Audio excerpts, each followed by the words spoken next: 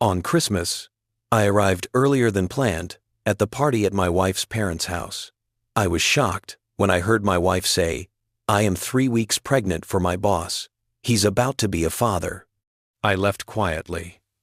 3 weeks later, everyone went pale when they do say. I should have known something was wrong when Sarah insisted I take the scenic route. The highway's probably packed. She'd said that morning, her fingers dancing across her phone screen while I loaded the last of the Christmas gifts into our SUV. "Everyone's traveling today. Take Riverside Drive instead." I'd nodded, distracted by the thought of her parents' annual Christmas Eve gathering, the forced small talk, her mother's pointed questions about grandchildren, her father's firm handshake that always lasted a beat too long. 23 years we'd been doing this dance. 23 Christmases of pretending we were the couple everyone thought we were. The scenic route added 40 minutes to our drive. I remember thinking it was strange that Sarah didn't complain once about the detour, even when we hit construction near the old mill. She just kept scrolling through her phone, smiling at something I couldn't see. Her fingers moving with the kind of urgency that suggested the conversation on the other end mattered more than anything happening in our car. "Work?" I'd asked. She didn't look up. "Oh, yeah. Just some year-end stuff Marcus needs sorted out." Marcus, her boss. I'd heard that name approximately 700 times in the past 6 months, always delivered with the same breathless reverence people reserve for celebrities or saints. Marcus thinks this. Marcus said that. Marcus is revolutionizing the industry. I'd met him once, at the company holiday party in early December. Tall, silver-haired, expensive suit that probably cost more than our mortgage payment. He'd shaken my hand with the confidence of a man who'd never been told no in his life, and when he'd looked at Sarah, there was something in his eyes that made me want to stand between them. But I didn't, because that's not who I am. I'm Michael Chen, the reasonable one, the even-tempered one, the one who teaches high school history and coaches JV basketball and comes home every night to a wife who increasingly feels like a stranger wearing Sarah's face. The construction cleared, the road opened up, and I drove us toward the Christmas Eve I thought we'd be having, while Sarah planned something else entirely. We arrived at her parents' house at 6:47 p.m., 13 minutes earlier than we'd planned, thanks to my decision to skip the last section of the scenic route and jump back on the highway. I'd glanced at Sarah as I pulled into the circular driveway, expecting her to gather her things, but she was staring at her phone with an expression I'd never seen before. Fear. "Michael," she said, her voice strange and tight. "Can you go in first? I need to make a quick call. Work emergency." It was Christmas Eve. What kind of emergency could possibly... But I didn't ask, because asking would have required me to acknowledge that something was fundamentally wrong, and I wasn't ready for that conversation. Not on Christmas Eve. Not with her entire family waiting inside that house with its warm lights and wreaths on every door and the smell of her mother's famous cinnamon rolls probably already filling the air. So I nodded. I got out of the car. I walked up those stone steps carrying our carefully wrapped gifts, and I opened the front door to the sound of laughter and Christmas music and the life we were supposed to be living. "Michael." Her mother, Patricia, swept toward me with her usual theatrical grace, arms outstretched. "You're early." "Where's Sarah?" "Taking a work call. She'll be right in." Patricia's smile faltered for just a moment, a crack in the performance that suggested she knew more than she was saying. But then she recovered, as she always did, and ushered me deeper into the house where Sarah's father, Robert, was holding court by the fireplace, talking to Sarah's brother David and his wife Amanda. I made the rounds, shook hands, accepted hugs, answered the same questions I'd been answering for 2 decades. Yes, school's going well.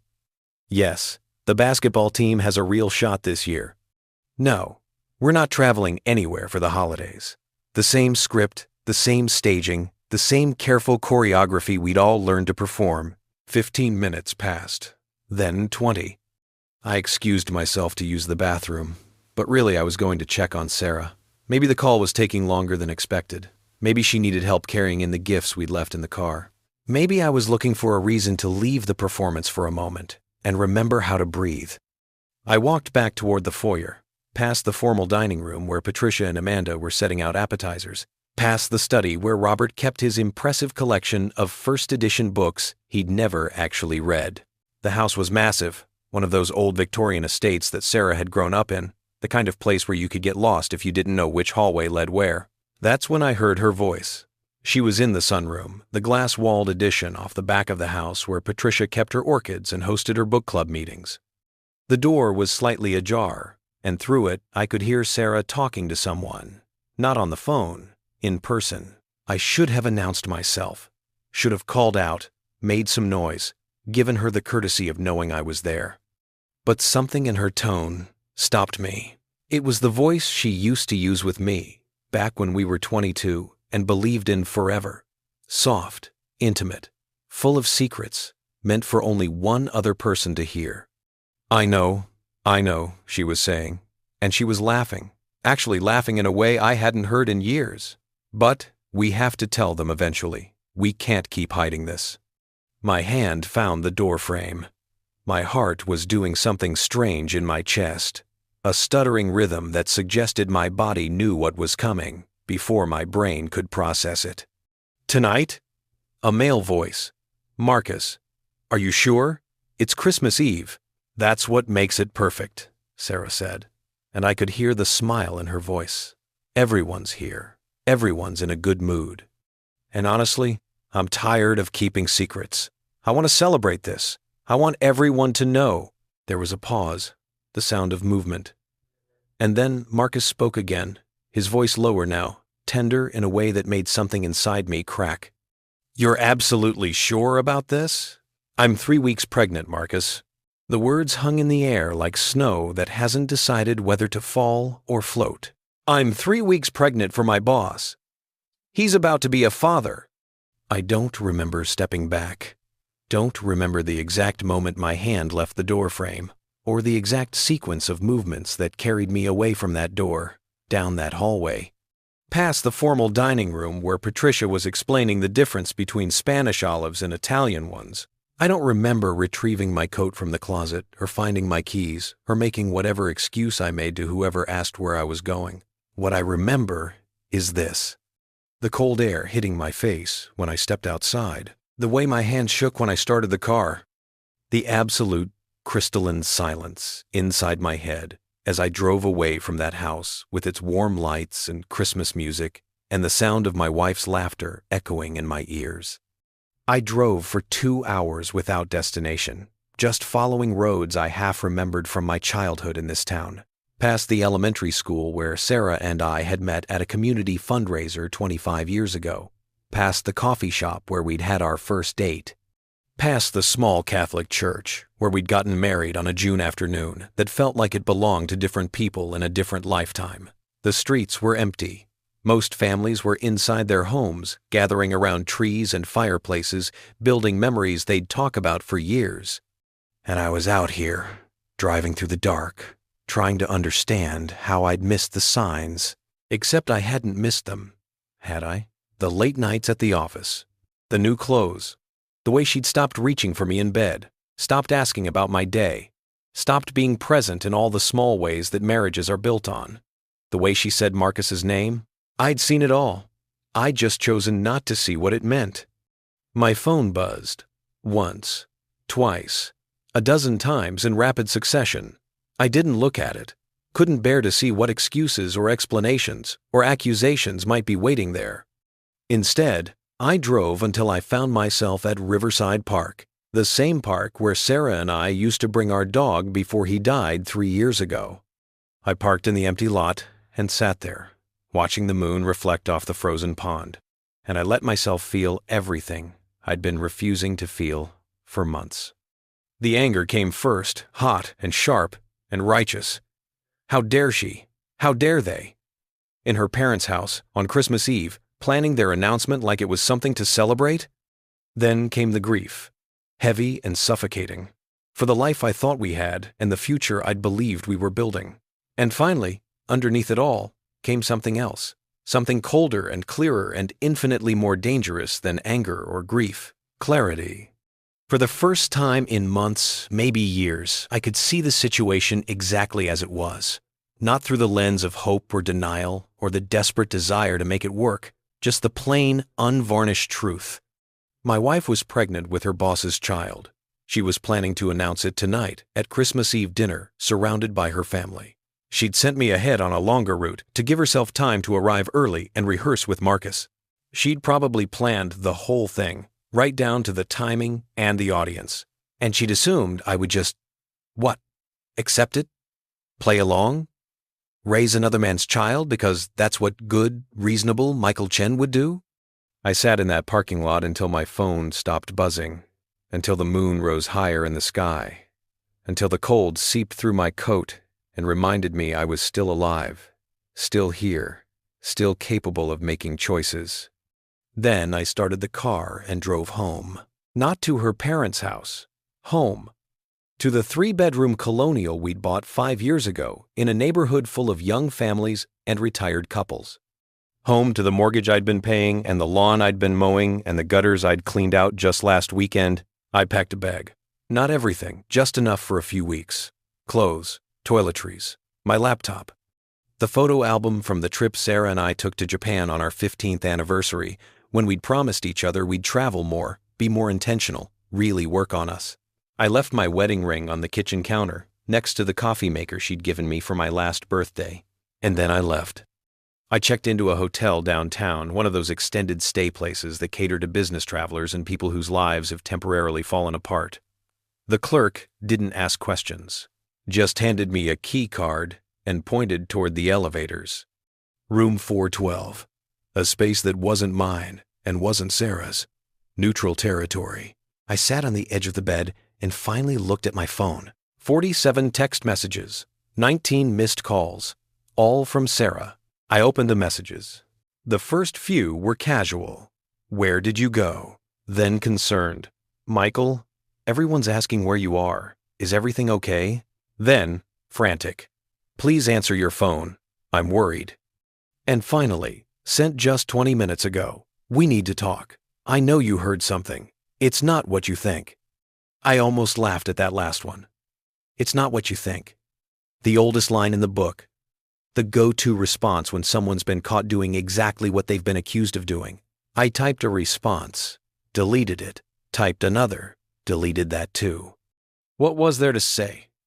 What words existed that could bridge the gap between the man who'd walked into that house at 6:47 p.m. and the man sitting in this hotel room now? Finally, I settled on something simple. I heard everything. Don't contact me again until you're ready to tell the truth. I sent it before I could second-guess myself. Then I turned off my phone, lay back on the unfamiliar bed, and stared at the ceiling until sleep finally found me. Tomorrow was Christmas. Tomorrow, Sarah's family would gather around the table and realize I wasn't coming back.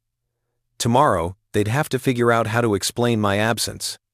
Tomorrow, Sarah would have to decide whether to tell them her news without me there to witness it. But tonight, for the first time in longer than I could remember, I was choosing myself, and I had 3 weeks to figure out what came next. I woke to silence. Not the comfortable silence of a Sunday morning when Sarah would sleep late and I'd make coffee and read the paper in our kitchen while sunlight streamed through the windows. This was different, heavier. The kind of silence that exists in the space between your old life ending and your new one beginning, when you're suspended in that terrible moment of knowing everything has changed but not yet understanding what it means. The hotel room was dark except for a thin line of light seeping through the gap in the blackout curtains. My phone, still off, sat on the nightstand like a landmine I wasn't ready to detonate. I knew what would be waiting there. More messages, more calls, more attempts to control the narrative before I could process what the truth actually was. I lay there for a long time, watching that line of light grow brighter as morning arrived, and I let myself think about the details I'd been too shocked to fully register last night. 3 weeks pregnant. The timeline played out in my head with the brutal clarity of someone who'd been teaching critical thinking for 2 decades. 3 weeks ago was the first week of December, the company holiday party. The night Sarah had come home at 2 a.m., smelling like expensive wine and telling me about how Marcus had insisted everyone stay late to celebrate hitting their quarterly targets. I'd been asleep when she'd slipped into bed, had barely stirred when she'd gotten up the next morning and showered for 45 minutes. Had that been the night, or had there been others? How long had this been going on? The questions multiplied, like cells dividing. each one spawning new ones until my head felt crowded with scenarios and possibilities, and the desperate need to know exactly when my marriage had ended. As if pinpointing the moment would somehow make it hurt less, I forced myself out of bed, showered, dressed in the clothes I'd hastily packed, jeans and a sweater that Sarah had given me 2 Christmases ago, back when we still did that dance of thoughtful gift-giving and gratitude. It was 7:23 a.m. on Christmas morning. Somewhere, children were waking up to stockings and presents, and parents who were still pretending the magic was real. Somewhere, Sarah was probably sitting in her childhood bedroom, or maybe in the guest room Marcus had presumably stayed in, trying to figure out how to explain where her husband had gone. I turned on my phone. The messages came flooding in immediately, a digital avalanche of concern and confusion and carefully worded attempts to gauge what I knew and what I didn't. But it wasn't Sarah's messages I focused on first. It was the one from her brother David, sent at 11:47 p.m. "Hey man, Sarah's worried sick. She said you left without explanation. Everything okay? Call me when you can." So she hadn't told them, hadn't explained why I'd disappeared. Was still playing the role of concerned wife, wondering where her husband had gone, performing confusion for an audience that didn't yet know they were watching a performance. I scrolled through the rest. Patricia had sent 3 messages, each more insistent than the last, demanding I call immediately. Robert had sent one. "This is unacceptable behavior on Christmas Eve. We expect better from you. We expect better from you." I almost laughed. Almost called him right then and told him exactly what his daughter had been doing, who she'd been doing it with, and how she'd planned to announce it at his dinner table. Almost asked him if that met his standards for acceptable behavior. But I didn't, because that would have been reactive, emotional. The old Michael, the one who taught conflict resolution and believed in open communication and the power of honest conversation to heal any wound. This Michael, the one sitting in a hotel room on Christmas morning, reading messages from people who thought they knew the whole story. This Michael was learning a different lesson. Silence is power. Every moment I didn't respond, didn't explain, didn't defend myself, was a moment they had to sit with their uncertainty. Every hour that passed was another hour. Sarah had to maintain her performance, had to answer questions about where I'd gone and why, had to keep her secret while watching her family's suspicion grow. I wasn't ready to give her the relief of my response. Instead, I opened my laptop and did what I do best. I researched. Divorce in our state required 6 months of separation before it could be finalized. Property would be divided equitably, not equally, meaning the court would consider who contributed what to the marriage. We had a joint checking account, joint savings, the house in both our names. Sarah made more than I did, significantly more, since her promotion to VP 3 months ago, but I'd been the one managing our finances, paying the bills, making sure we stayed within budget while she focused on her career. Her career with Marcus. I pulled up Sarah's company website, looked at the executive page where Marcus's photo smiled at me with that same confident expression I remembered from the holiday party. Chief Operating Officer. Married, according to the brief bio. 2 adult children. Married. Did his wife know? Was she sitting somewhere this morning? Maybe opening presents with those adult children, believing her husband was away on business or visiting family? Or maybe she already knew. Maybe this was a pattern for Marcus, the powerful executive who saw young talent and decided to cultivate it in ways that had nothing to do with professional development. I found Sarah's LinkedIn profile next. Scrolled through her posts from the past 6 months. There he was, tagged in almost everything.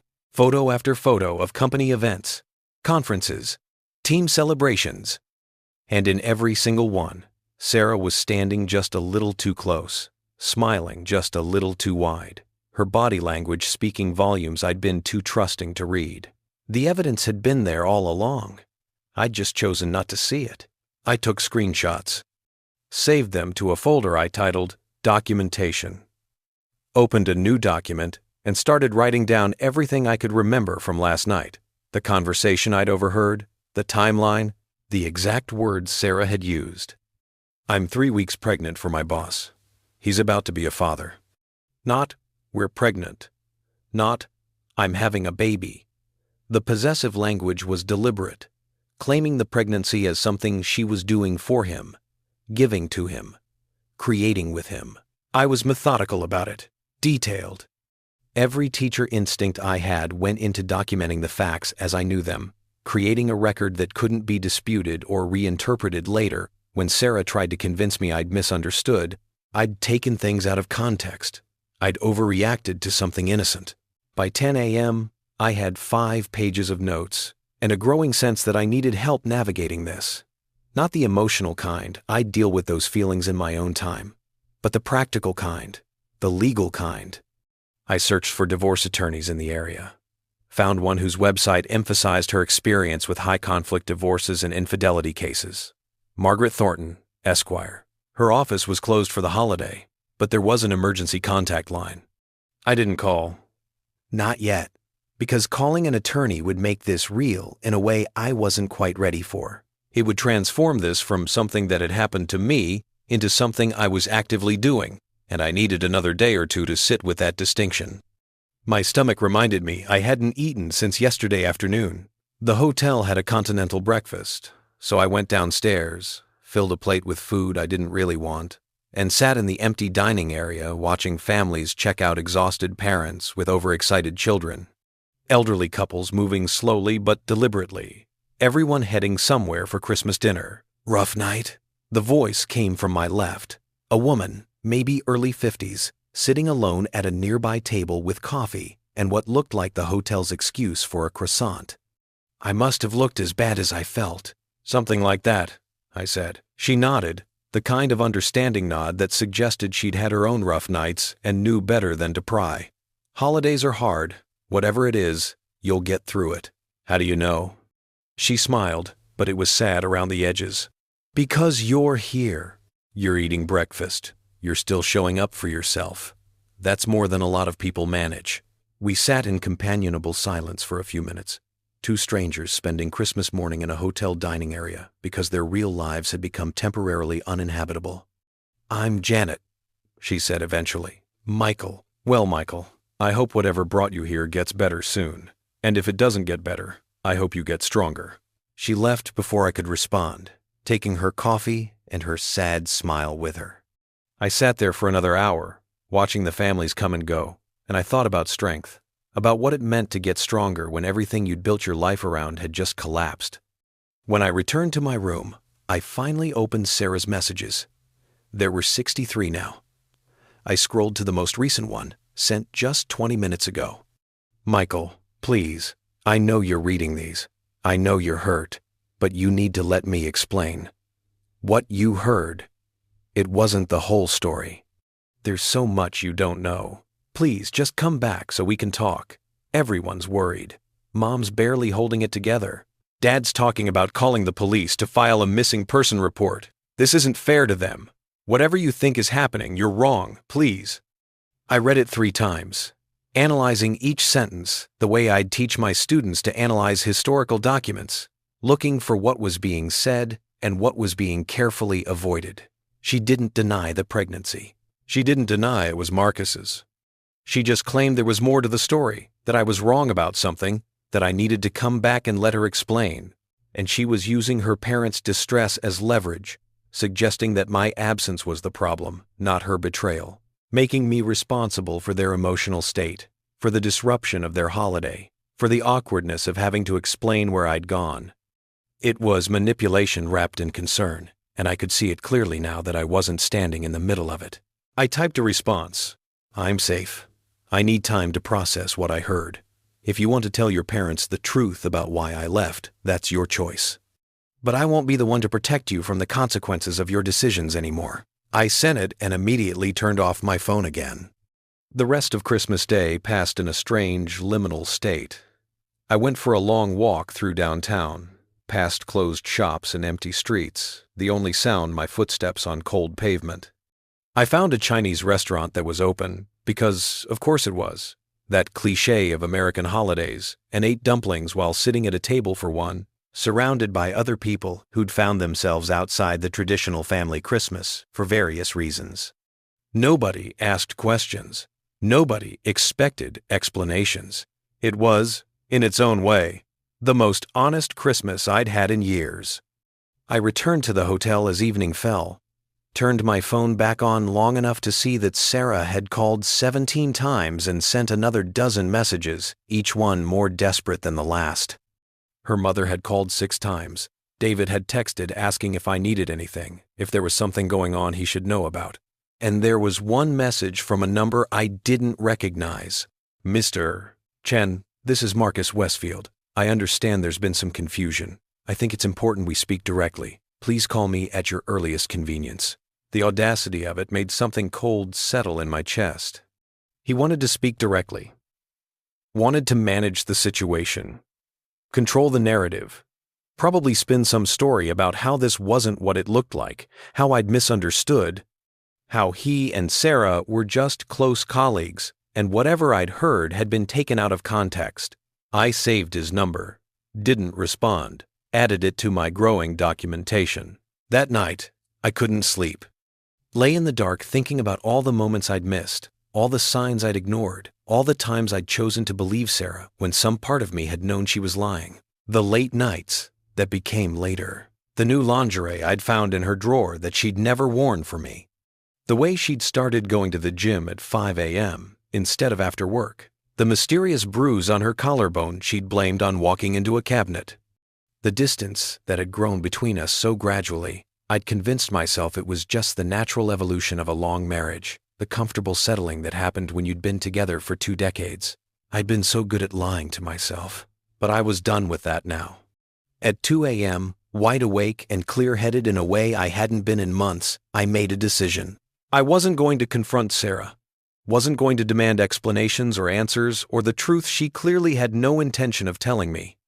I wasn't going to give her the opportunity to spin her story, to cry and apologize and promise it meant nothing, to beg me to understand how complicated everything had become. Instead, I was going to document everything, gather evidence, build an airtight case, and then, when I had all the facts and understood exactly what I was dealing with, I would act.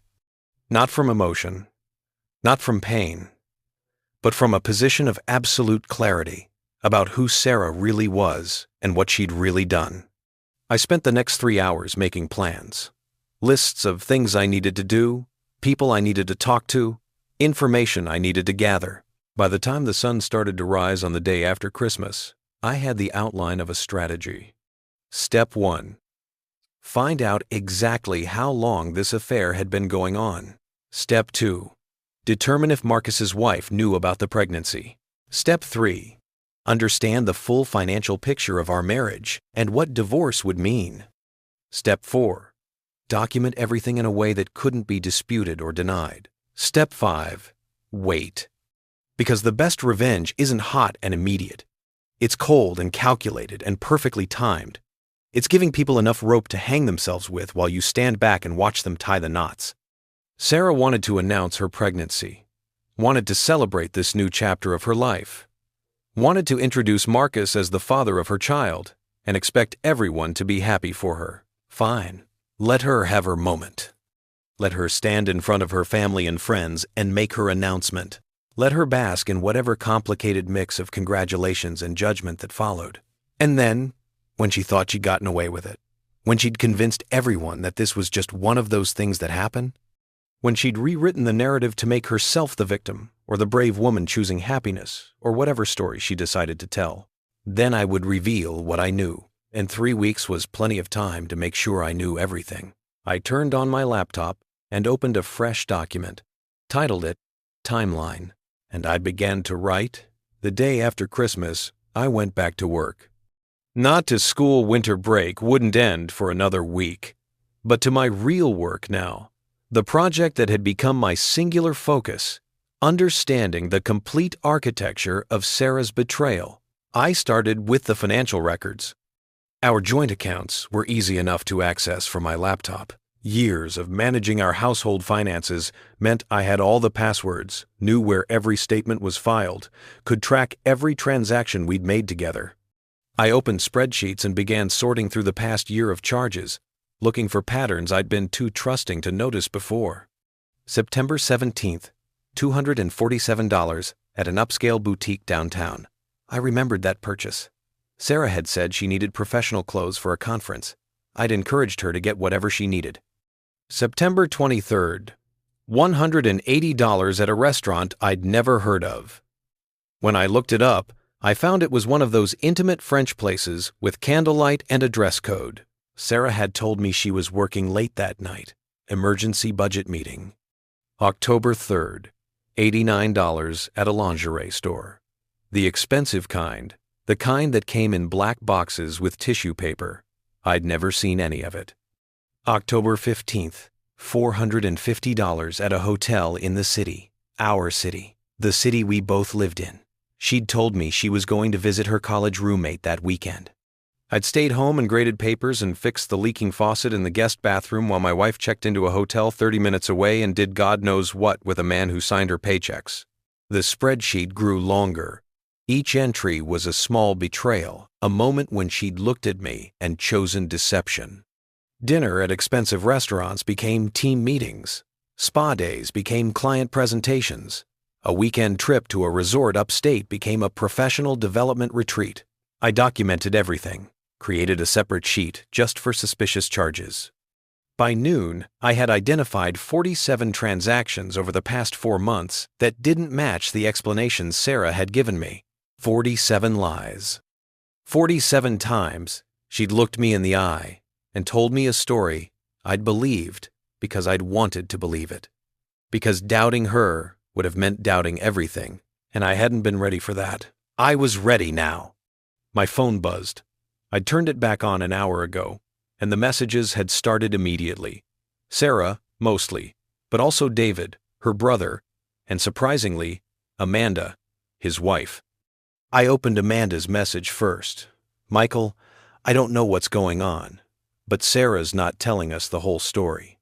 I can tell. If you need someone to talk to, someone who's not going to automatically take her side, I'm here. I stared at that message for a long time. Amanda had married into the family 5 years ago, had always seemed slightly outside the tight circle of Patricia, Robert, Sarah, and David. She was kind, observant, the type of person who noticed when things didn't add up, and apparently, things weren't adding up. I typed back, "Thank you. I'm okay. Just need some time to think. Please, don't worry about me." Her response came within seconds. "I'm not worried about you. I'm worried about what Sarah did to make you leave on Christmas Eve." So she suspected, probably couldn't prove anything, but her instincts were telling her what her husband's family wasn't ready to acknowledge, that maybe, just maybe, I wasn't the villain in this story. I didn't respond to that, didn't confirm or deny. Just let her sit with her suspicions the same way I was making everyone else sit with their uncertainty. Next, I called the school district's HR department, left a message explaining that I needed to discuss my benefits and insurance coverage. Could someone please call me back after the holiday? It was a fishing expedition. I needed to know what would happen to our shared health insurance if we separated, whether Sarah's pregnancy would be covered under my plan or hers, what the timeline looked like for making changes, details. I needed all the details. Then I did something I'd been avoiding. I looked at Sarah's social media. Her Instagram was public. A carefully curated collection of inspirational quotes, photos from work events, and the occasional picture of us together, always perfectly filtered and captioned with some variation of "grateful for this life." The comments were always the same: heart emojis and "you two are goals" and "relationship envy." If they only knew. I scrolled back through the past 6 months, looking at the photos with new eyes. There, a company outing in October. Sarah in a sundress I'd never seen before. Marcus's hand on her shoulder in a way that might have been professional but probably wasn't. The caption, "Best team ever." September. A conference in Boston. Sarah holding a cocktail, laughing at something off camera. Marcus tagged in the photo but not visible. Caption, "Making connections and closing deals." A group photo from a client dinner. Sarah seated next to Marcus, their chairs close enough that their shoulders touched. Caption, "Celebrating success with the dream team." The evidence was everywhere, hiding in plain sight behind hashtags and filters and the performance of professional achievement. I took screenshots of everything, added them to my growing folder. By mid-afternoon, I'd built a timeline that showed the affair had likely started in August, right after Sarah's promotion. Right after Marcus had personally selected her for his executive team. Right after she'd come home glowing and told me this was everything she'd worked for, that Marcus saw her potential, that this was going to change our lives. He'd certainly changed our lives. I was so focused on my documentation that I almost missed the knock at my hotel room door. My first thought was that Sarah had somehow found me, but when I looked through the peephole, I saw David standing in the hallway, hands in his pockets, looking uncomfortable in the way people do when they're about to have a conversation they don't want to have. I opened the door. "How did you find me?" I asked. "Find my friend's app." He had the decency to look embarrassed. "Sarah added you to the family group last year for emergencies. This is an emergency?" "Mom thinks so." He shifted his weight. "Can I come in?" I stepped aside and let him enter. He looked around the sparse hotel room, the unmade bed, the laptop surrounded by papers, the half-empty coffee cup from this morning, and I could see him trying to understand what had driven his mild-mannered brother-in-law to spend Christmas in a hotel. "Sarah's losing it," he said finally. "She won't tell us what happened. Just keeps saying you left and won't answer her calls, and she doesn't understand why. Mom's threatening to drive to your school and talk to your principal, convince him to do a wellness check or something. Tell your mother I'm fine." "Are you?" David looked at me directly. "Because you don't seem fine, Michael. You seem like a guy who just blew up his life on Christmas Eve and doesn't know how to explain it." I almost told him then. Almost laid out the whole story, the conversation I'd overheard, the pregnancy, the affair, the 47 lies I'd documented just this morning. Almost asked him what he would do if it were Amanda who'd betrayed him. But I didn't. Because David was Sarah's brother first and my friend second. And anything I told him would get back to her within the hour. And I wasn't ready for her to know how much I knew or what I was planning to do with that knowledge.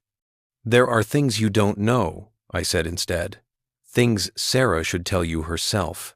So tell me, it's not my story to tell." "That's bullshit, Michael." His frustration was showing now. "You're part of this family. Whatever's going on, we can work through it. That's what families do. Some things can't be worked through." Jesus Christ. He ran a hand through his hair. "Did you cheat on her? Is that what this is about?" The question was so absurd, so completely backwards from reality, that I actually laughed. It came out sharp and bitter, a sound I didn't recognize as my own. "No, David, I didn't cheat on her." "Then what?" "Ask your sister." I walked to the door and opened it. "Ask her what she was planning to announce at Christmas Eve dinner. Ask her why I left, and ask her if she's ready to tell you the truth." David stared at me for a long moment, and I could see him running through scenarios in his head, trying to connect dots that Sarah had deliberately scattered. Then he nodded slowly and walked to the door. "She's my sister," he said, "but your family too, and I've never seen you like this. So whatever she did, I'm sorry, man." He left before I could respond. I closed the door and leaned against it, my heart pounding. That had been too close to revealing everything before I was ready, before I had all the pieces in place. I needed to be more careful. The rest of the day I spent researching Marcus Westfield. If I was going to understand the situation fully, I needed to know who I was dealing with. His LinkedIn profile was impressive. MBA from Wharton, 25 years of executive experience, board member at 2 nonprofits, regular speaker at industry conferences. The picture of success. His personal Facebook was locked down, but his wife's wasn't. Diane Westfield, 53 years old, active in the local garden club, posted regularly about her 2 sons, one in medical school, one working in finance.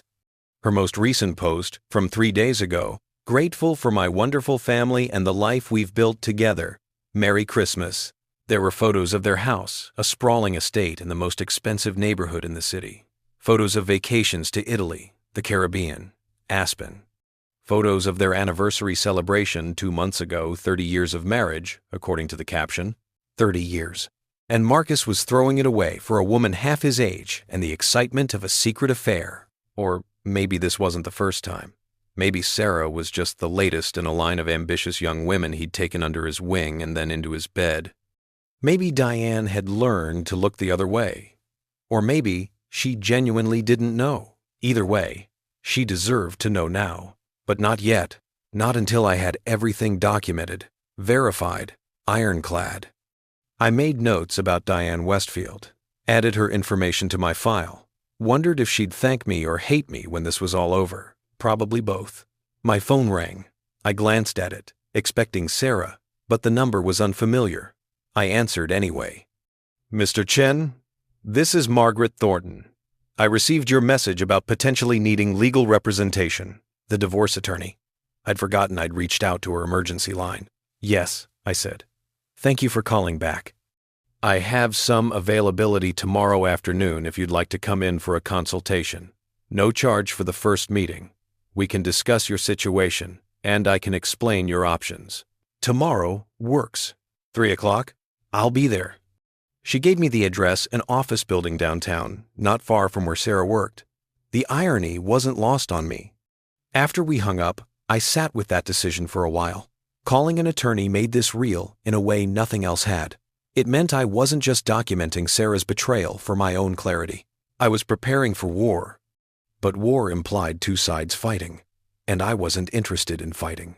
I was interested in truth, in making sure that when this was over, everyone understood exactly what had happened and who was responsible. Let Sarah fight if she wanted to.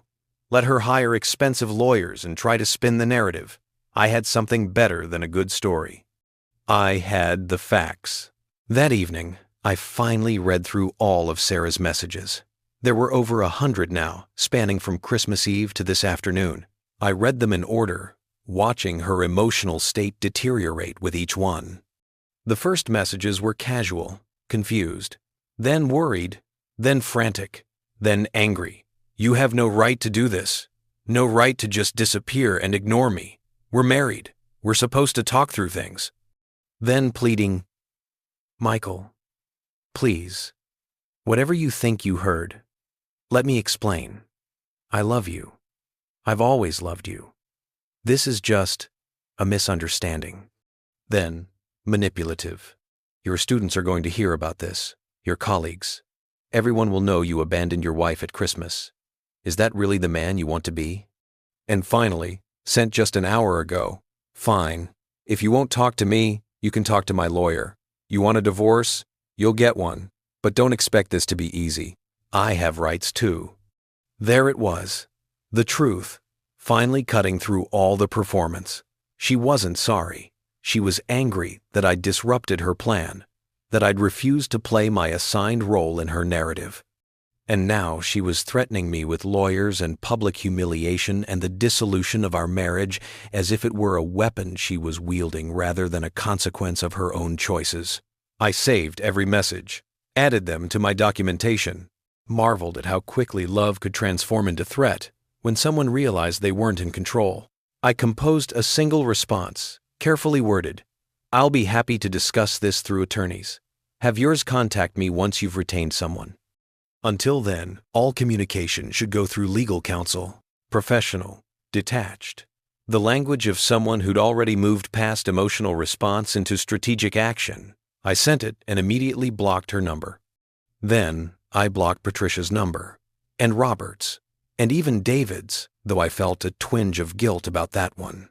I kept Amanda's number active, and I added Margaret Thornton's to my contacts. The old Michael would have agonized over these decisions, would have second-guessed himself, worried about being too harsh, too cold, too unforgiving. This Michael understood that sometimes the kindest thing you can do for yourself is create boundaries that can't be crossed. I ordered dinner from the Chinese restaurant down the street, the same one I'd eaten at on Christmas. The woman at the counter recognized me. "Back again?" she asked, smiling. "Guess I liked the dumplings." "Or you've got nowhere else to be." I didn't argue with her assessment. I ate alone in my hotel room, reviewing my documentation, making lists of questions to ask the attorney tomorrow, planning my next steps. The work was methodical, almost meditative. Each piece of evidence I cataloged was another brick in the foundation of my case. Some people process grief through tears, others through rage. I was processing mine through spreadsheets and timelines and the careful accumulation of facts. It felt right. It felt like control in a situation where everything had been spinning wildly out of my grasp. At 11 p.m., I received an email. Not from Sarah, from Marcus. Mr. Chen. I apologize for reaching out directly, but I believe we need to have a conversation about what you overheard on Christmas Eve. There's been a significant misunderstanding, and I'd like the opportunity to clarify the situation before any hasty decisions are made. I understand you're upset, but I assure you the context of that conversation was not what you think. Sarah values your marriage deeply, as do I respect the institution of marriage in general. This can all be resolved amicably, if we approach it rationally. Please call me at your earliest convenience so we can discuss this man-to-man. Respectfully, Marcus Westfield. I read it 3 times, analyzing every word choice, every subtle manipulation. Significant misunderstanding. As if I'd misheard. I'm 3 weeks pregnant for my boss. Sarah values your marriage, present tense, as if it still existed. Man-to-man. The language of masculine solidarity, suggesting we were on the same team, that we could work this out between ourselves without involving messy things like emotions or consequences. It was a masterclass in corporate manipulation, and I'd been teaching persuasive rhetoric long enough to recognize every technique he was deploying. I forwarded the email to myself at 3 different addresses, added it to my documentation, saved it in multiple formats, and then I replied, Mr. Westfield, all communication regarding this matter should go through legal counsel. I'm sure someone in your position understands the importance of proper channels. M. Chen. Short. Professional. Giving him nothing to work with. I hit send and closed my laptop. Tomorrow I'd meet with the attorney. Tomorrow I'd start understanding the legal landscape of divorce and custody and asset division. Tomorrow I'd take the next step in transforming my documentation into action. But tonight, I let myself feel it. The anger, the grief, the betrayal, the strange, cold satisfaction of knowing I was handling this the right way, not the emotional way, not the explosive way, but the strategic way that would ensure Sarah and Marcus couldn't manipulate the narrative or gaslight me into questioning what I'd heard. I'd been a teacher for 20 years. I knew how to build a case, how to present evidence, how to guide people to conclusions through facts rather than emotions. And I was about to teach Sarah and Marcus the most important lesson of their lives. Actions have consequences, and silence is the most powerful response to lies.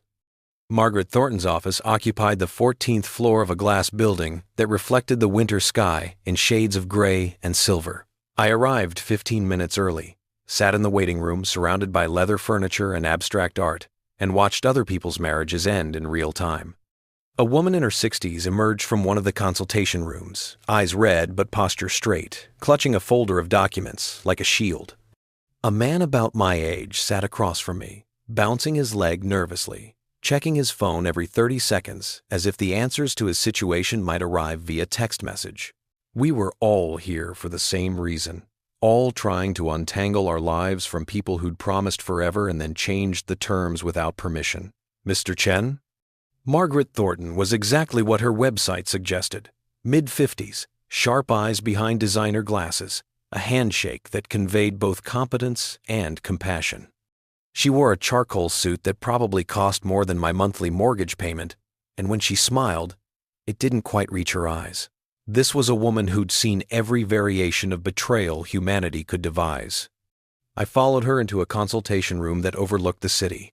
Floor-to-ceiling windows, a conference table that could seat 8, boxes of tissues strategically placed at both ends. Thank you for seeing me on short notice, I said. That's what the emergency line is for.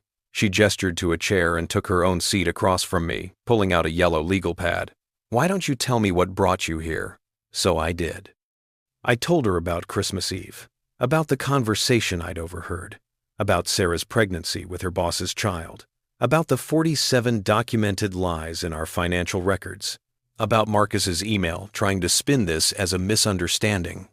I told her about our 23 years of marriage, the house we owned together, the life we'd built, about my teaching salary versus Sarah's executive compensation, about the fact that I'd been the one managing our finances while she focused on her career with Marcus.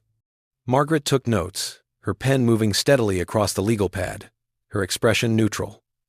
When I finished, she was quiet for a moment, reviewing what she'd written. "You've been very thorough," she said finally. "The documentation you've gathered will be extremely valuable. I'm a teacher. Research is what I do. Most people come in here emotional, reactive. They want revenge. They want to hurt their spouse as badly as they've been hurt." She looked up from her notes. "But that's not what I'm seeing from you. What is it you want, Mr. Chen?" It was the first time anyone had asked me that question. What did I want? "I want the truth on record," I said slowly. "I want everyone who thinks they know our story to understand what really happened.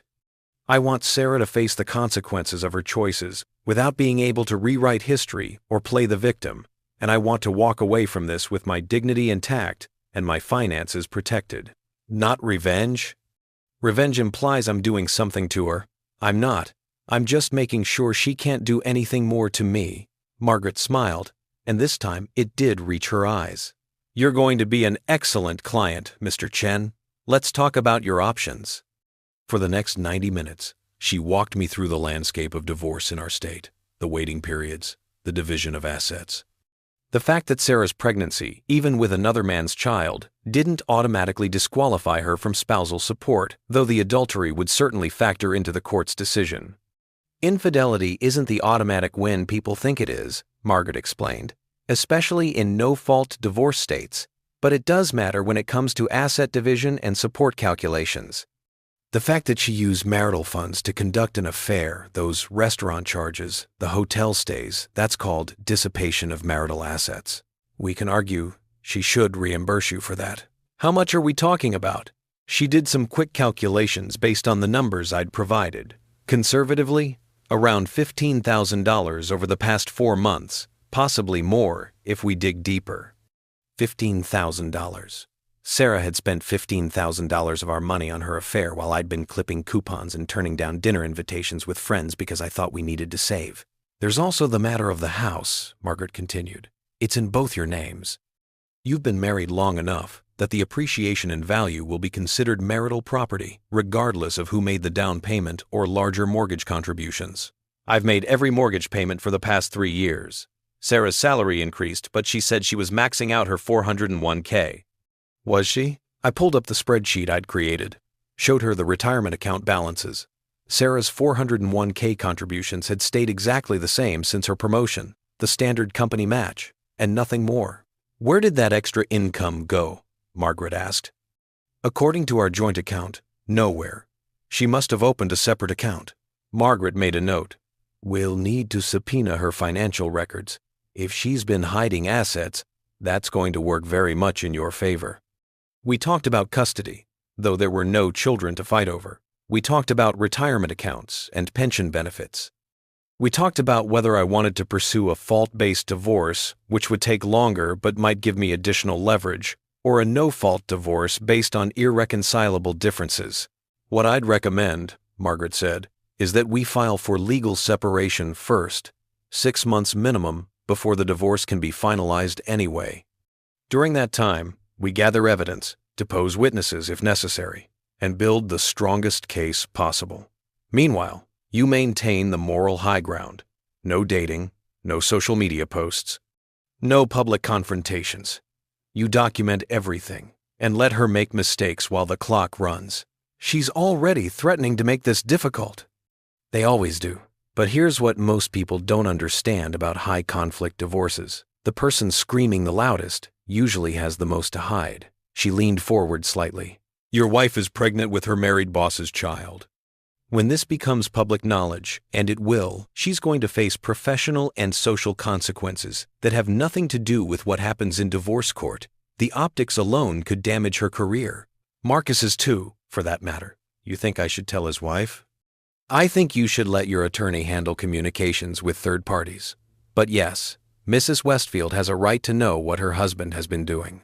And when she files for her own divorce, That's two families publicly dealing with the fallout of Marcus and Sarah's choices. The weight of what she was suggesting settled over me. This wasn't just about ending my marriage.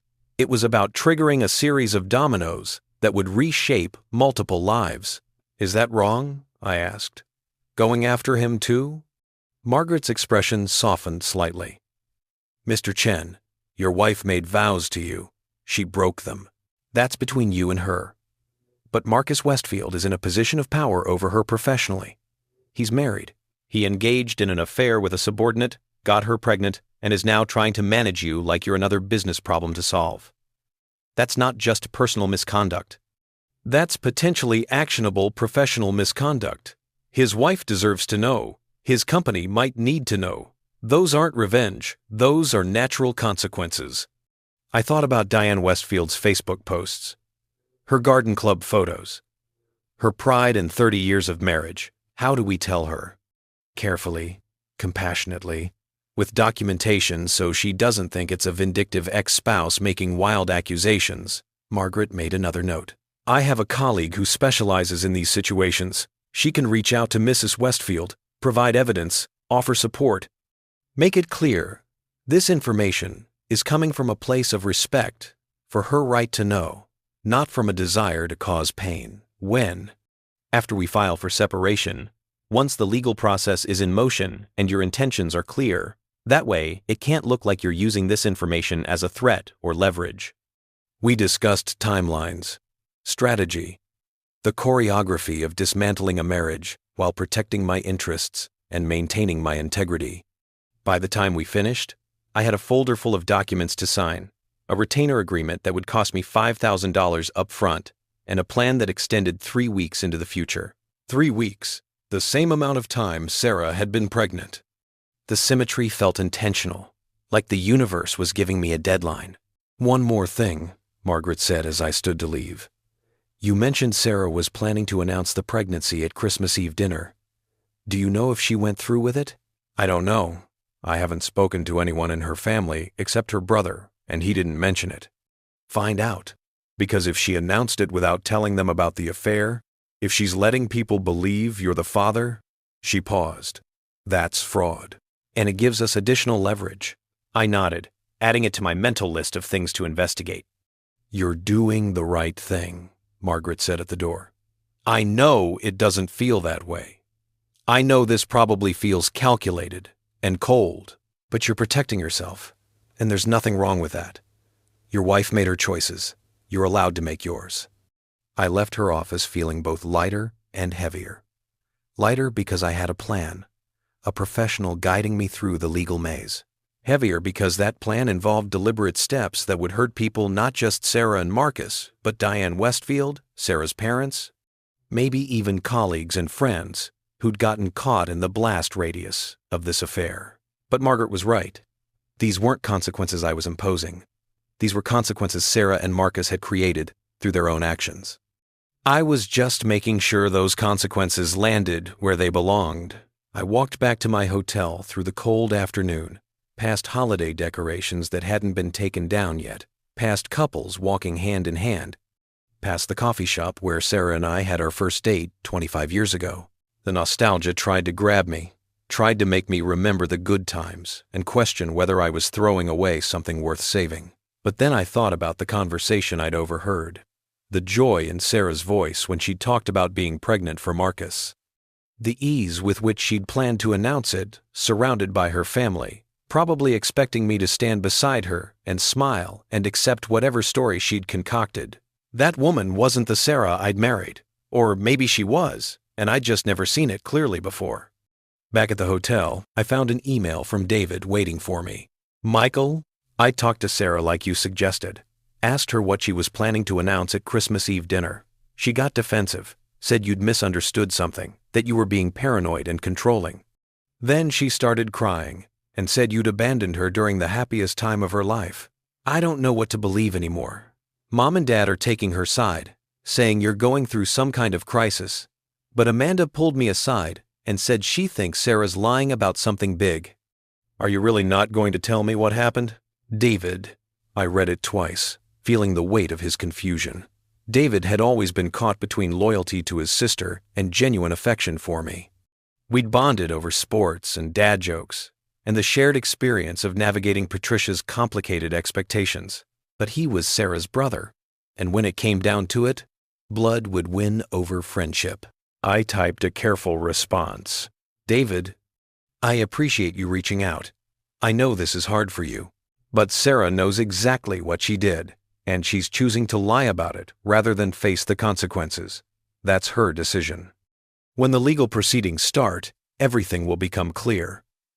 Until then, I need you to respect that I'm doing what's best for me, even if I can't explain all the details right now. Take care of Amanda. She's got good instincts. Michael. I sent it and felt the door close on another relationship.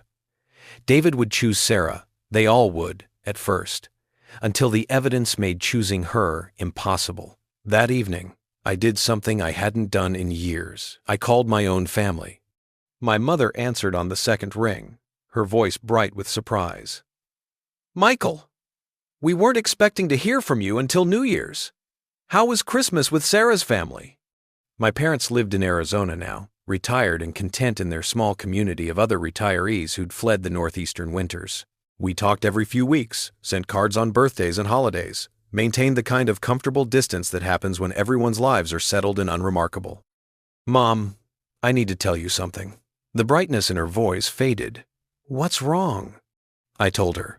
Not everything, not the 47 lies, or the legal strategy, or the plan to contact Marcus's wife, just the core truth. Sarah was having an affair with her boss. She was pregnant with his child. I'd left on Christmas Eve and wasn't going back.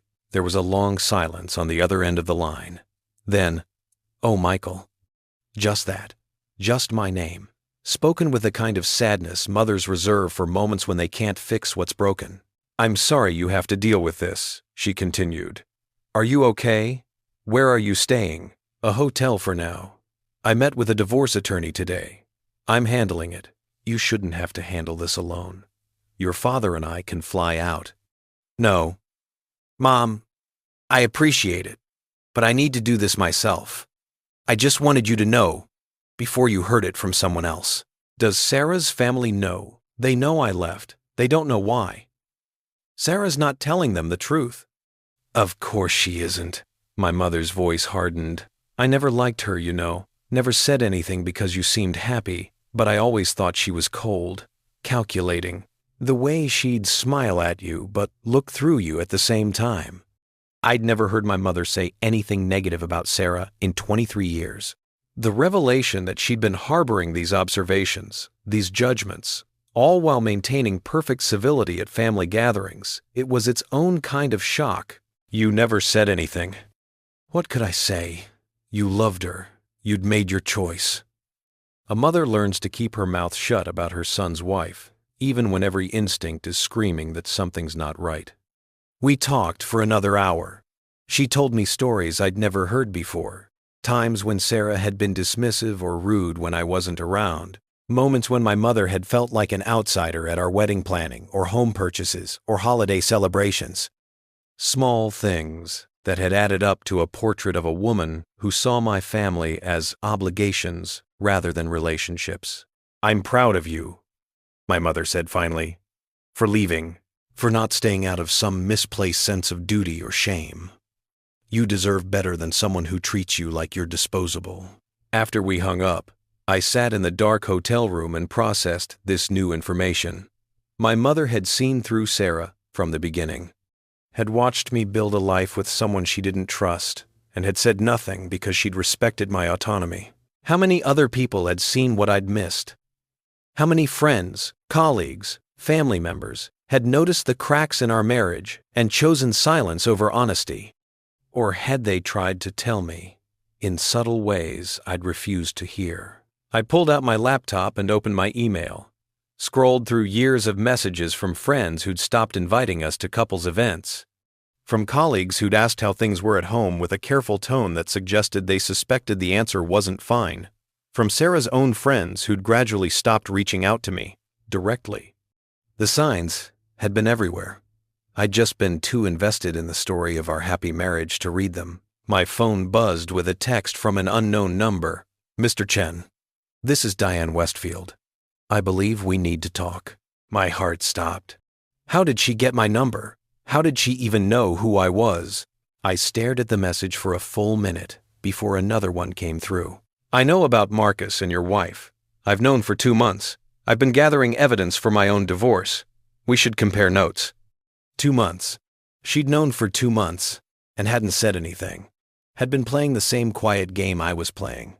Now documenting, planning, waiting for the right moment. I called Margaret Thornton's emergency line. She answered immediately. "What happened?" "Marcus's wife just texted me. She says she's known about the affair for 2 months. She wants to compare notes." "Don't respond yet. Forward me the messages. I need to think about this strategically." I did as she asked, then sat in the dark waiting for her to call back. When she did, her voice was thoughtful. "This changes things. If Mrs. Westfield has been documenting the affair from her end, she might have information you don't, but we need to be careful. Anything you tell her could potentially be used in her divorce proceedings, and vice versa. We need to coordinate this properly. What do you suggest?" "Let me reach out to her attorney, assuming she has one. We'll set up a meeting where everyone's counsel is present. Keep it professional and protected. In the meantime, send her a brief, polite response acknowledging her message and saying you'll have your attorney coordinate a meeting." I typed the message while Margaret stayed on the line. "Mrs. Westfield, I've asked my attorney to reach out to yours so we can arrange a proper meeting. I appreciate you reaching out. Simple, professional, giving nothing away." Diane's response came within seconds. Smart. "My attorney will expect the call. And Mr. Chen, I'm sorry you had to find out this way. Nobody deserves that." I showed the message to Margaret over the phone. "She's being careful too," Margaret observed. "Good. That means we can work with her without it devolving into emotional chaos. I'll make the calls tomorrow and set something up for next week." After we hung up, I sat with this new development. Diane Westfield had been playing the long game just like me, had been watching her husband betray 30 years of marriage while she quietly built her case. We were allies in a war neither of us had asked for. And together, we might just be unstoppable. The meeting with Diane Westfield was scheduled for Tuesday afternoon at Margaret's office, 5 days away. 5 days of sitting with the knowledge that Marcus's wife had been watching, documenting, planning her own exit strategy while maintaining the perfect facade of marital contentment. I spent those days doing what I did best, teaching myself everything I could about the situation I was in. I researched alienation of affection laws in our state, even though they'd been abolished decades ago. I read case studies about executive misconduct and affairs with subordinates. I looked into whether Sarah's company had policies about romantic relationships between supervisors and direct reports they did, requiring disclosure to HR within 30 days. Sarah had been promoted to Marcus's team in August. It was now late December. If the affair had started when I suspected, they'd been violating company policy for months. I documented that too. I also started paying attention to patterns I'd previously ignored. Like how Sarah had suddenly become interested in fitness in September, joining an expensive gym downtown and going every morning at 5 a.m. I'd thought she was finally taking her health seriously. Now I wondered if those early morning workouts had been early morning meetings with Marcus. I called the gym, claimed I was interested in membership, asked about their hours.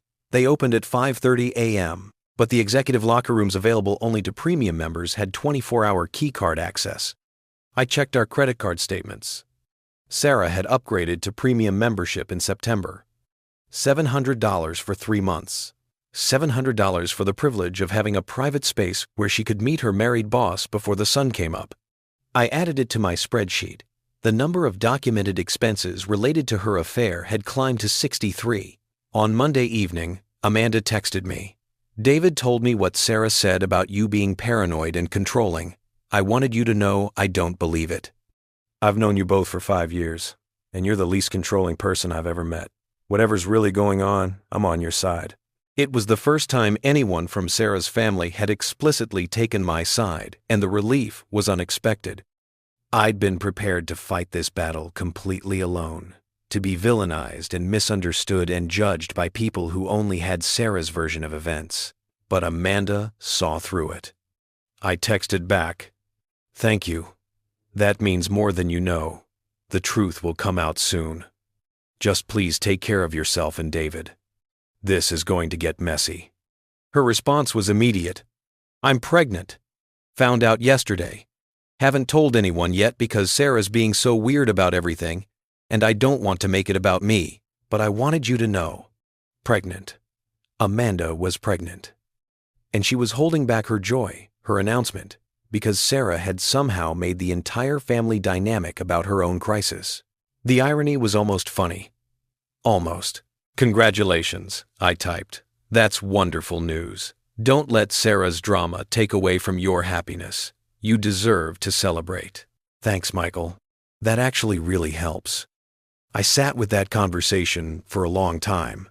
Amanda was pregnant with a child she and David wanted, planned for, would raise together.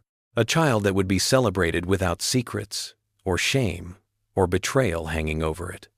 Sarah was pregnant with her married boss's child, lying to everyone about it, manipulating her family into taking her side while she prepared to blow up multiple lives. The contrast was stark. Tuesday arrived cold and gray, the kind of January afternoon that makes you forget summer ever existed.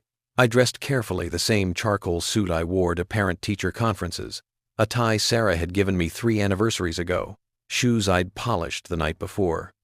I looked like a man who had his life together. That was important. Margaret's office at 2 p.m.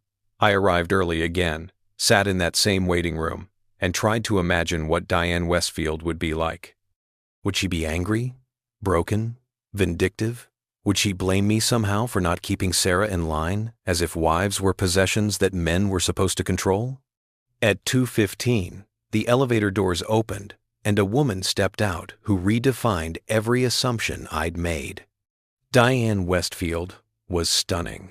Not in the obvious way Sarah was pretty. Sarah had always been conventionally attractive, the kind of looks that photographs well and turns heads in restaurants. Diane was something else. Silver hair cut in a sharp bob, elegant in a way that suggested old money and good breeding, a navy suit that probably cost more than my car payment, and eyes that were absolutely glacial. She saw me immediately, walked over with the confidence of someone who'd spent 30 years as a corporate executive's wife and knew exactly how much power that position carried. "Mr. Chen?" She extended her hand. Diane Westfield. Her handshake was firm. Her wedding ring, a massive diamond, surrounded by smaller stones, caught the light and sent rainbow fragments across the waiting room wall. "Mrs. Westfield, thank you for agreeing to meet. Please, call me Diane. We're about to become very well acquainted, I think." Her attorney arrived moments later, a woman named Patricia Wynn, who had the same sharp competence Margaret radiated. They greeted each other like old colleagues, which they probably were. The world of high-stakes divorce law was apparently a small one. We were ushered into a larger conference room this time. Margaret at one end of the table, Patricia at the other, Diane and I sitting across from each other in the middle like negotiators at a peace summit. Except we weren't negotiating peace. We were coordinating war. "Let's establish some ground rules," Margaret began. "Everything discussed in this room is confidential unless we all agree otherwise. We're here to share information that might be mutually beneficial, not to create additional liability for either party. Understood?" We all nodded. "Diane," Patricia said, looking at her client, "why don't you start by sharing what you know?" Diane opened a leather portfolio that probably cost more than my monthly salary. Inside were documents, photographs, printed emails. The evidence of a marriage ending, organized with the precision of someone who'd spent decades managing household affairs and social calendars.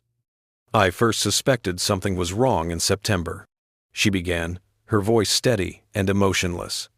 "Marcus started coming home later. He'd always worked long hours, but this was different. He was distracted, happy in a way that had nothing to do with our life together. I knew that feeling. Had lived it from the other side. I checked our credit card statements, found charges at hotels, restaurants we'd never been to. He said they were client dinners, but when I asked which clients, he got defensive, told me I was being paranoid. The same words Sarah had used with David, paranoid, as if suspecting the truth was a character flaw rather than pattern recognition. Then in October, he took a weekend trip, said it was a conference in Boston. I called the hotel. They had no record of a conference, no corporate rate, just a premium suite booked under his name for 2 nights. She slid a hotel receipt across the table, October 15 to 17. The same weekend Sarah had told me she was visiting her college roommate.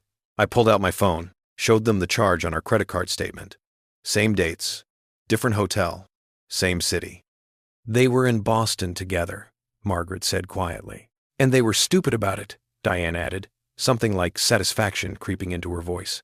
Marcus has always thought he was smarter than everyone else. It never occurred to him that I'd check his receipts, that I'd track his phone, that I'd hire a private investigator. You hired an investigator? I asked. In November, after I found a text he'd forgotten to delete. It was from someone named Zveri Original. The message said, "Last night was perfect." I can't wait until we don't have to hide anymore. She paused. The investigator confirmed Marcus was having an affair with Sarah Chen, his VP of Strategic Development. Got photos of them entering hotels together, leaving her apartment at dawn, having dinner at restaurants where they thought they wouldn't be recognized. She slid a folder across to me. I opened it slowly, not sure I wanted to see what was inside. But I needed to see it, needed the visual confirmation to match what I already knew intellectually. The photos were damning. Sarah and Marcus at outdoor cafes, his hand covering hers on the table. Walking into a boutique hotel in the business district, her arm linked through his. Sitting in his car in a parking garage, clearly arguing about something, and the worst one of them on Sarah's apartment balcony. Wait, Sarah's apartment? I looked up at Diane. You didn't know? She seemed genuinely surprised. She's been renting a studio in the Pearl District since September. $1,400 a month, according to the investigator. Listed under her maiden name. $1,400 a month, for 5 months. $7,000 of our money, my money, from the joint account I'd been carefully managing spent on an apartment I didn't know existed. An apartment where she could meet Marcus without worrying about neighbors who knew me. Where she could keep clothes and toiletries and probably gifts he'd given her. Where she could live the life she was building with him, separate from the life she was still pretending to have with me. I didn't know, I said quietly. Margaret was already making notes. That's significant. We can trace those payments, prove she was using marital funds for the apartment. There's more, Diane said. She pulled out what looked like medical records. I have access to our insurance statements. Marcus added Sarah to our family plan in October as a domestic partner. It's a benefit his company offers for unmarried couples. The insurance company sent the confirmation to our home address. He didn't think I'd read it. He put her on your insurance? The audacity was breathtaking. Oh, it gets better. In early December, there was a claim, prenatal care, first OB visit. I called the doctor's office, said I was calling on behalf of my husband's insurance to verify the claim. They confirmed Sarah Chen was a patient, due date approximately August 15th. August 15th. I did the math backwards. Conception would have been mid-November. 3 weeks ago, when I'd overheard, the conversation would have been just after she'd confirmed the pregnancy, just after she'd had her first ultrasound and seen proof of what she and Marcus had created. No wonder she'd been planning to announce it at Christmas. She'd probably thought the timing was perfect, everyone gathered together, celebrating, unable to make a scene without ruining the holiday.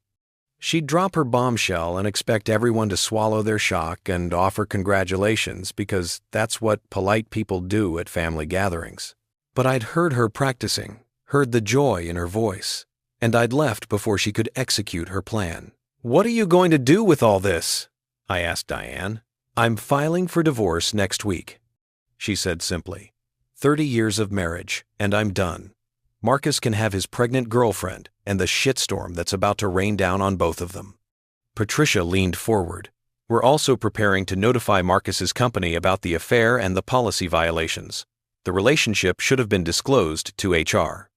The fact that he's in a direct supervisory position over Sarah, that he added her to his insurance without proper authorization, that he's used company resources to facilitate the relationship, all of that could constitute grounds for termination. You're going to get him fired? I tried to keep my voice neutral. I'm going to make sure his employer knows what he's been doing, Diane corrected. What they do with that information is up to them, but Marcus has been with that company for 15 years. He's 2 years from full pension vesting, if they terminate him for cause. She smiled, and it was cold.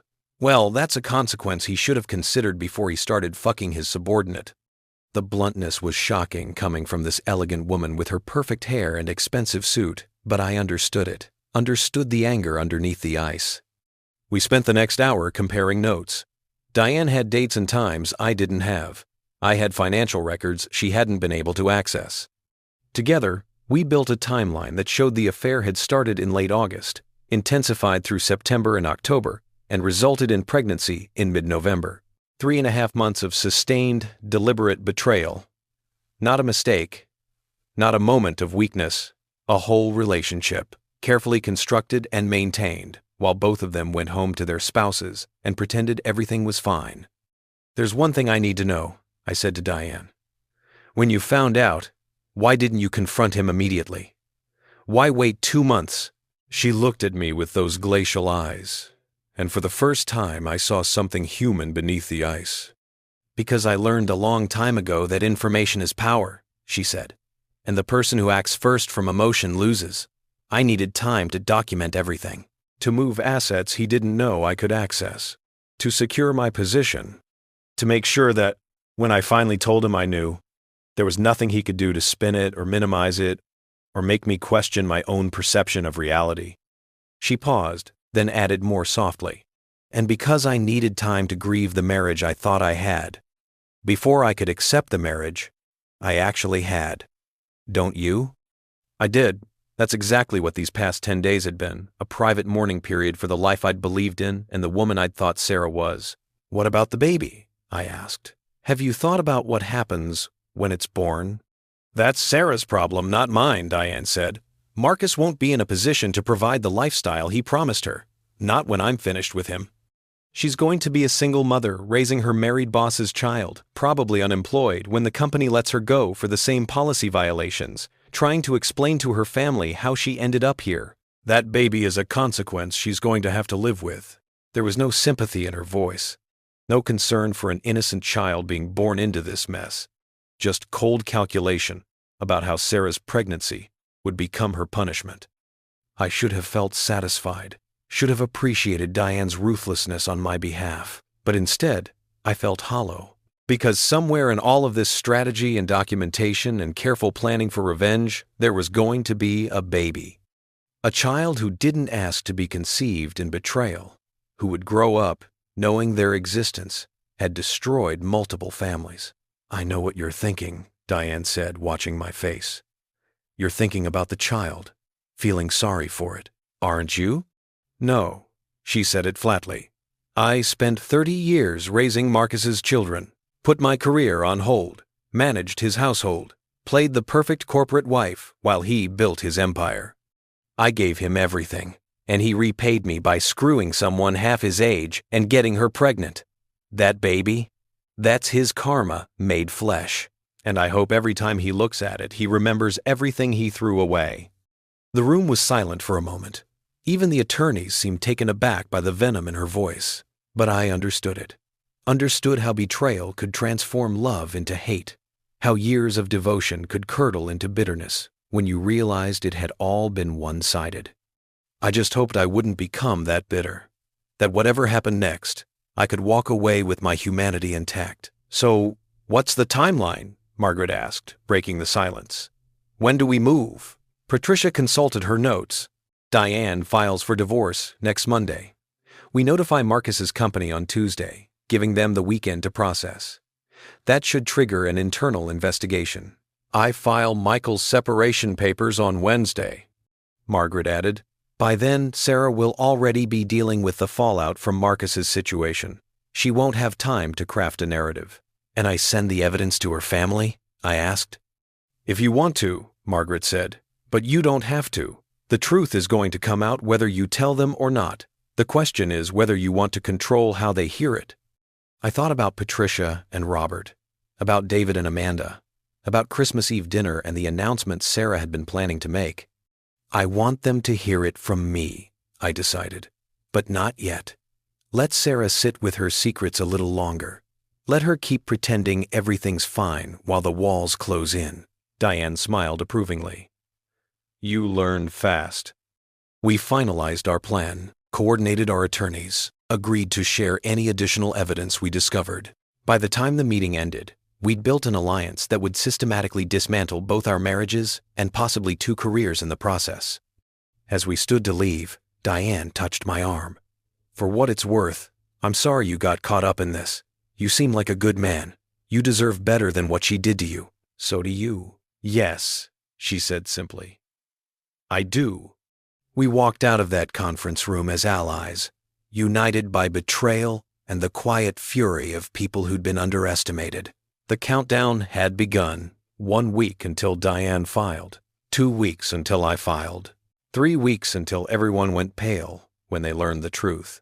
I drove back to my hotel through the winter darkness, and for the first time since Christmas Eve, I felt something other than grief or anger or shock. I felt ready. Ready to stop being the victim of someone else's choices. Ready to become the architect of my own next chapter. Ready to watch Sarah's carefully constructed lies crumble under the weight of documented truth. The ending was coming. And this time, I was writing it. The days after meeting Diane, Westfield moved with the strange duality of time, when you're waiting for something inevitable, both too fast and excruciatingly slow. I returned to my hotel room that Tuesday night and sat in the dark, processing what I'd learned. Sarah had an apartment I didn't know about. She'd been living a double life so complete it had its own address, its own monthly rent payment, its own key that I'd never seen on her keychain.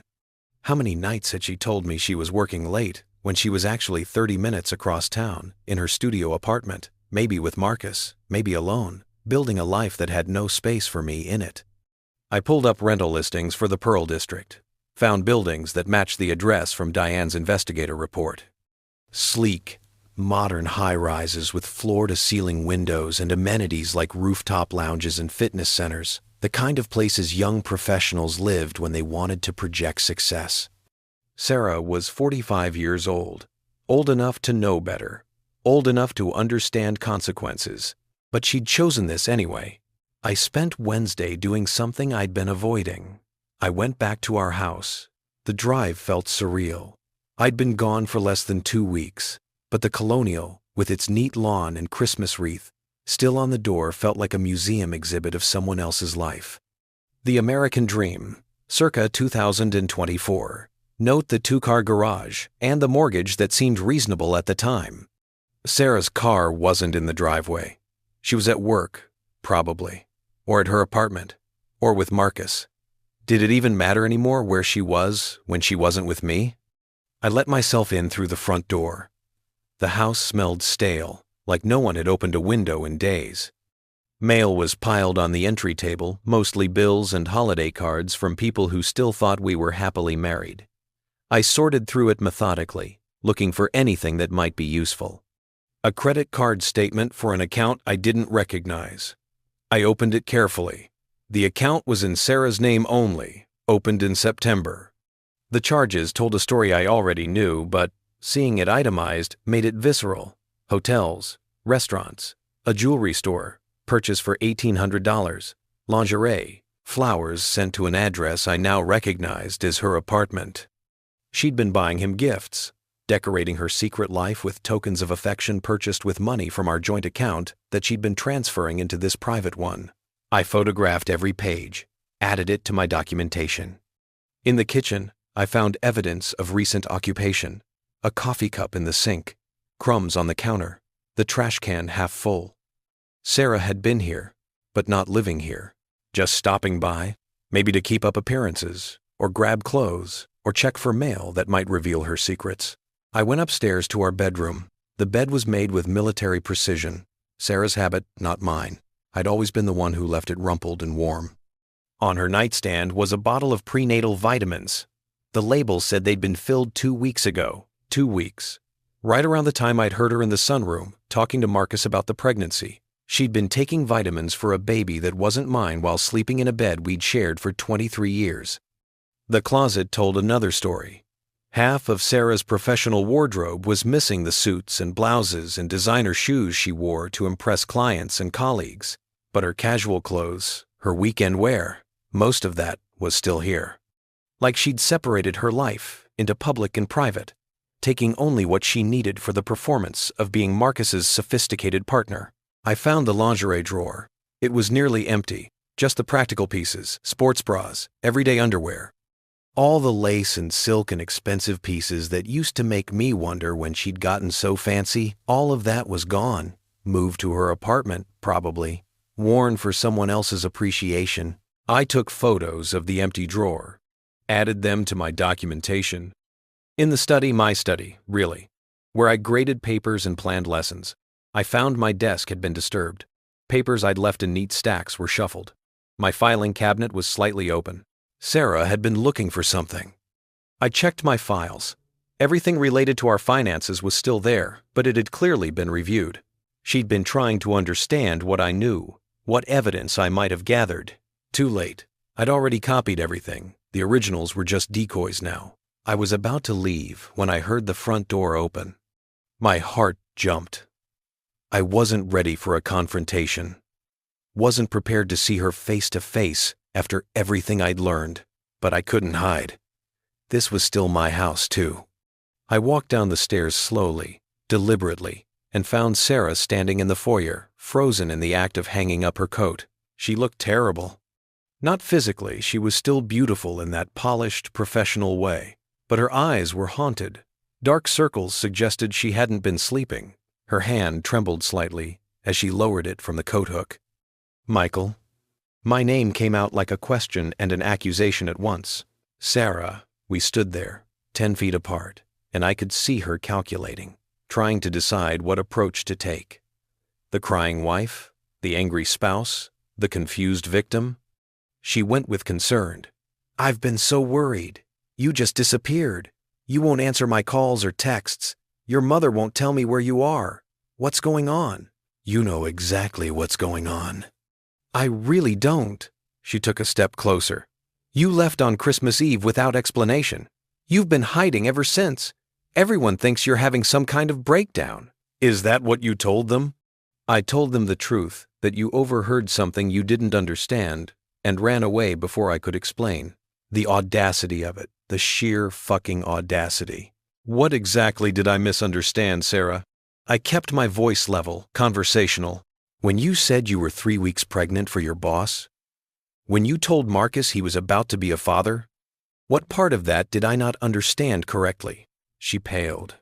Actually went white, like I'd slapped her. You heard that? Every word. You and Marcus in the sunroom, planning your announcement, talking about how tired you were of keeping secrets. Michael! She reached for me, and I stepped back. Don't, please. Just let me explain. It's not what you think. Then what is it? I asked. Are you not pregnant? Is it not Marcus's baby? Did you not rent an apartment where you've been living a separate life for the past 4 months? Which part am I confused about? Her eyes widened. How do you know about the apartment? The private credit card? The hotel stays in Boston? The $1,800 you spent on a gift for him? I smiled, and it felt cruel. I know everything, Sarah. Every lie, every charge, every moment you looked me in the eye and chose deception. She was crying now. Real tears, I thought.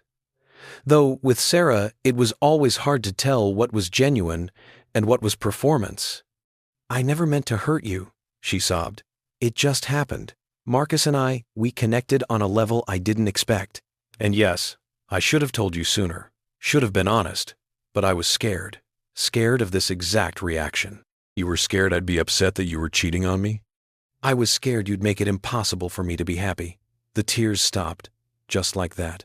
And underneath them was anger I'd never seen before. You have no idea what it's like, Michael. Being married to someone who's content with mediocrity, who's happy teaching high school and coaching basketball and living the same small life year after year. Mediocrity. Yes. She was yelling now. You have no ambition, no drive. You could have gone into administration, could have gotten your doctorate, could have done something more with your life. But you're happy being Mr. Chen, the history teacher, and I'm supposed to be happy being married to that? The words hung between us, ugly and honest. This was the truth then. Not that she'd fallen in love with Marcus, not that it just happened, but that she'd looked at the life we'd built together and found it beneath her. Found me beneath her. When did you start feeling this way? I asked quietly. Does it matter? It matters to me. She laughed, bitter. Years, Michael. Years of watching you turn down opportunities because you liked your little teaching job. Years of listening to you talk about your students and your team like they were the center of the universe. Years of going to faculty parties where everyone talked about lesson plans and grading curves while I was closing million-dollar deals. So you found someone more impressive, someone with ambition and drive, someone who matched your professional success. Yes, is that so wrong? To want a partner who understands the world I live in? He's married, Sarah. Not for long. Diane's filing for divorce. The slip was unintentional. I could see it in her eyes the moment she realized what she'd revealed. You know about Diane, I said. Marcus told me she hired a detective. Found out about us. She's trying to destroy him out of spite. Out of spite? Sarah, he's been married to her for 30 years. He got you pregnant while wearing her wedding ring, and you think she's the one acting out of spite? You don't understand their marriage. It's been over for years. They were just going through the motions. I'd heard that line before. Every cheater's justification. The marriage was already dead. We were just living together. There was no real betrayal because the relationship wasn't real anyway. Never mind that Diane's Facebook showed 30 years of genuine partnership. Never mind that she'd just found out 2 months ago and was still processing the destruction of her entire adult life. What about our marriage? I asked. Was that over too? Or were you just going through the motions with me while building something real with him? Sarah's silence was answer enough. I loved you, I said, and my voice cracked on the past tense. For 23 years, I loved you, and you're standing here telling me it was mediocre, that I was mediocre, that everything we built together wasn't enough because I was content being a teacher instead of chasing some corporate ladder you think matters. Michael, I'm filing for separation. The words came out steady now. My attorney will contact you next week. We'll divide assets equitably. You'll get your share of the house, the retirement accounts, everything we built together. But I want you to understand something. I stepped closer to her, close enough to see my reflection in her eyes. You didn't trade up. You traded a man who loved you for a man who was willing to risk everything for the thrill of an affair. And when the thrill is gone and you're just his pregnant girlfriend who cost him his marriage and possibly his career, you're going to realize what you gave up. Not because I'm special, but because what we had was real. And what you have with him is built on lies. You don't know anything about what we have. I know his wife has been documenting your affair for 2 months. I know she has photos, receipts, medical records. I know she's planning to notify his company about the policy violations. And I know that in about a week, your fairy tale is going to collide very hard with reality. Sarah's face went through several emotions: shock, fear, anger, and finally, calculation. You've been working with Diane. I've been protecting myself. There's a difference. You're trying to destroy us. No, Sarah. I'm making sure you can't destroy me anymore. What happens to you and Marcus is a consequence of your own choices. She stared at me for a long moment. Then quietly, I am pregnant, you know, with his child. That's real. And we're going to have this baby and build a life together, no matter what you or Diane or anyone else does. Then I hope it makes you happy. I genuinely do, because it cost you everything else. I walked past her, headed for the door. Michael, wait. I stopped, but didn't turn around. What about my family? Are you going to tell them? I'm going to tell them the truth. What they do with it is up to them. They'll hate me, maybe, or maybe they'll surprise you. Either way, It's not my responsibility to manage their reaction to your choices. When? Her voice was small now. When are you going to tell them? When I'm ready. I left her standing in the foyer of the house we'd bought together, surrounded by the life she'd decided wasn't enough. I drove back to the hotel in a daze. The confrontation had been both exactly what I'd expected and nothing like I'd imagined. I'd thought seeing her would hurt more, thought hearing her admit the affair would break something fundamental inside me, but instead, I felt liberated. Because she'd confirmed what I'd suspected but hadn't wanted to believe, that she didn't just cheat on me with Marcus. She'd looked at our entire marriage and found it wanting, found me wanting, and she'd made her decision based on that judgment. There was no saving this, no couples counseling or second chances or working through it. She didn't want to work through it. She wanted Marcus and the life he represented, and she was willing to burn everything else to have it. Fine. Let her have him. Let her have the baby and the apartment and the expensive lifestyle she thought she deserved. I would take my mediocre teaching job and my small life and my contentment with simple things, and I would build something new, something honest, something that didn't require me to be anyone other than who I was. Back at the hotel, I called Margaret and told her about the confrontation. She knows Diane is filing, I said. Did she say when Marcus told her? No, just that Diane hired a detective and is trying to destroy him. Interesting. So Marcus knows his wife knows, and instead of trying to salvage his marriage, he's positioning himself as the victim. Margaret was quiet for a moment. That's actually helpful. When Diane files, he can't claim he was blindsided. He knew what was coming. What about Sarah threatening to make this difficult? Let her. The more aggressive she is, the worse she looks, especially once the pregnancy becomes public knowledge and people start doing the math. We talked through next steps. Margaret would file separation papers the following Wednesday, exactly 1 week from now. In the meantime, I was to avoid contact with Sarah unless absolutely necessary, to document any attempts she made to reach me, and gather any final pieces of evidence I might need. You did well today, Margaret said. Staying calm, not getting drawn into an argument. That's exactly the approach you need to maintain. After we hung up, I sat in the dark hotel room and let myself feel the weight of what had just happened. I'd confronted Sarah, heard her admit that our marriage had been a disappointment to her, and I'd walked away without breaking. That had to count for something. My phone buzzed. A text from Amanda. David just told me Sarah came home crying. Said you ambushed her at the house and accused her of terrible things. I told him I don't believe it. Are you okay? So Sarah was already spinning the narrative, making herself the victim of my cruelty. I typed back, I'm fine. I went to the house to get some things. Sarah was there. We talked. I told her I was filing for separation. That's all. Did she do something? Something that made you leave? I stared at that question. Amanda was giving me an opening, a chance to tell the truth before Sarah could bury it under layers of lies. But not yet. Not like this. Not over text, when the revelation deserved better. Yes, I typed simply. But the full story needs to be told in person. Soon, I promise. Okay, I trust you, and I'm here when you're ready. I set my phone aside and opened my laptop. Pulled up the folder labeled Documentation. Inside were hundreds of files, now photos, receipts, timeline spreadsheets, transcribed messages, investigator reports from Diane, medical records, credit card statements. The complete architecture of Sarah's betrayal, organized and indexed and ready to be presented. 1 week until Diane filed, and Marcus's world started to crumble. 1 week until I filed and made my intentions legally binding.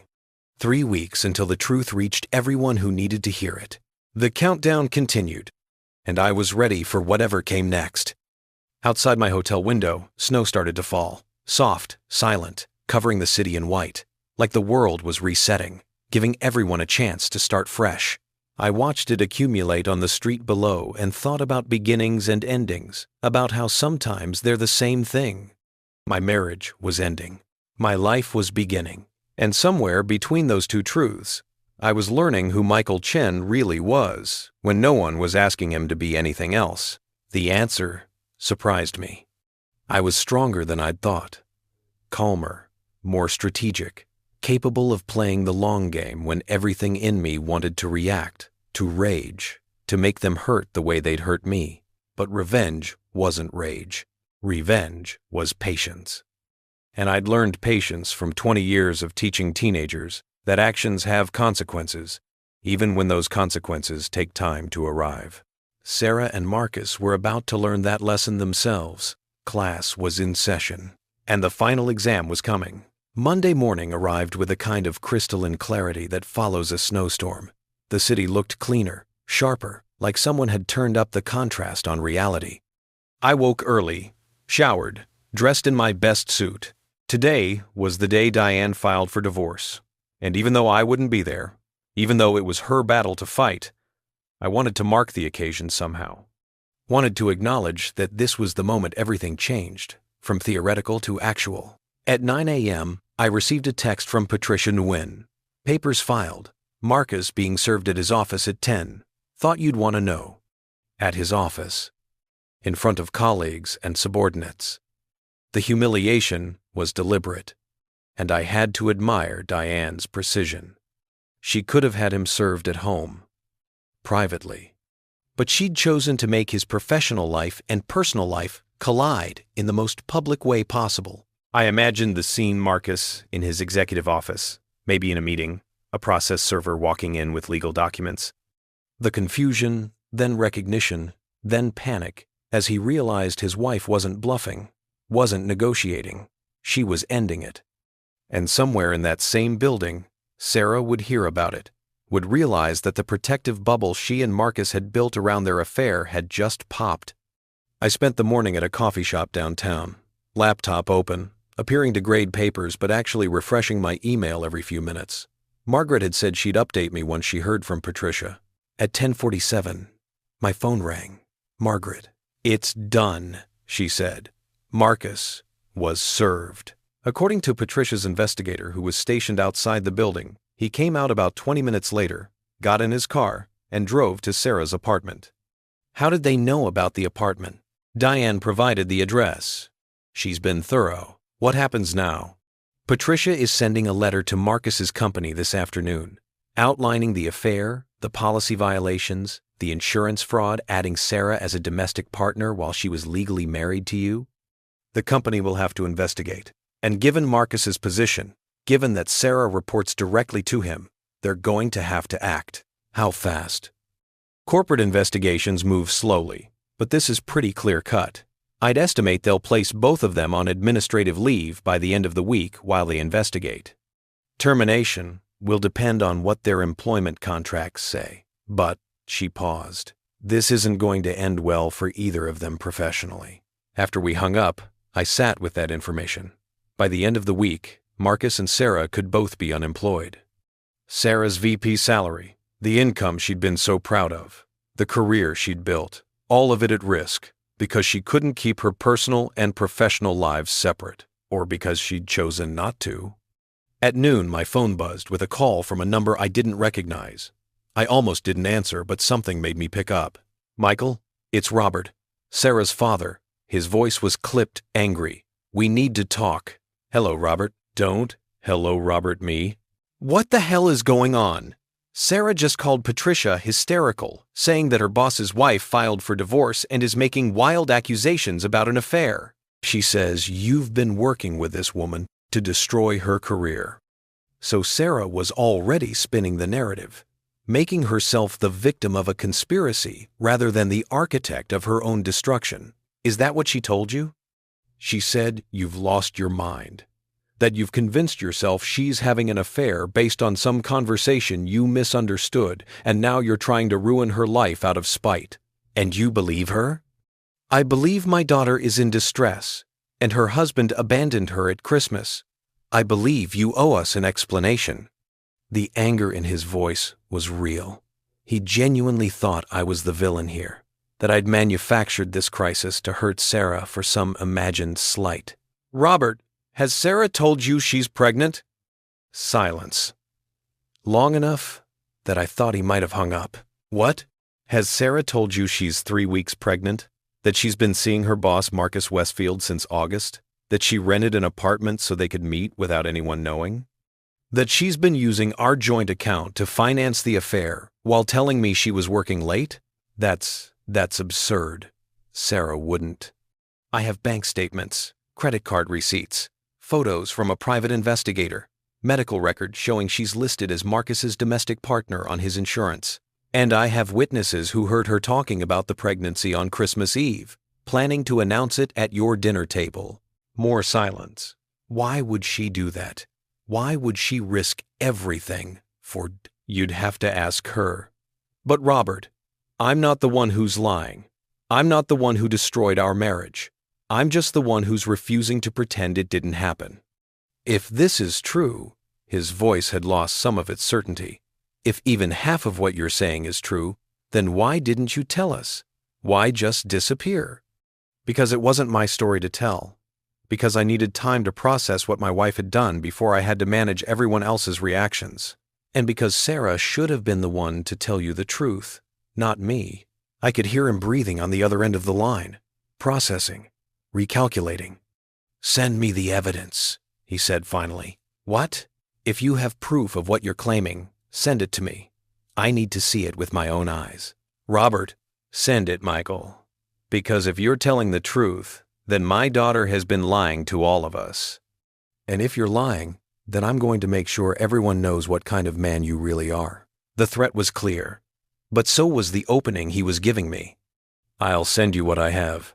But Robert, when you see it, when you realize I'm telling the truth, please remember that I didn't want any of this.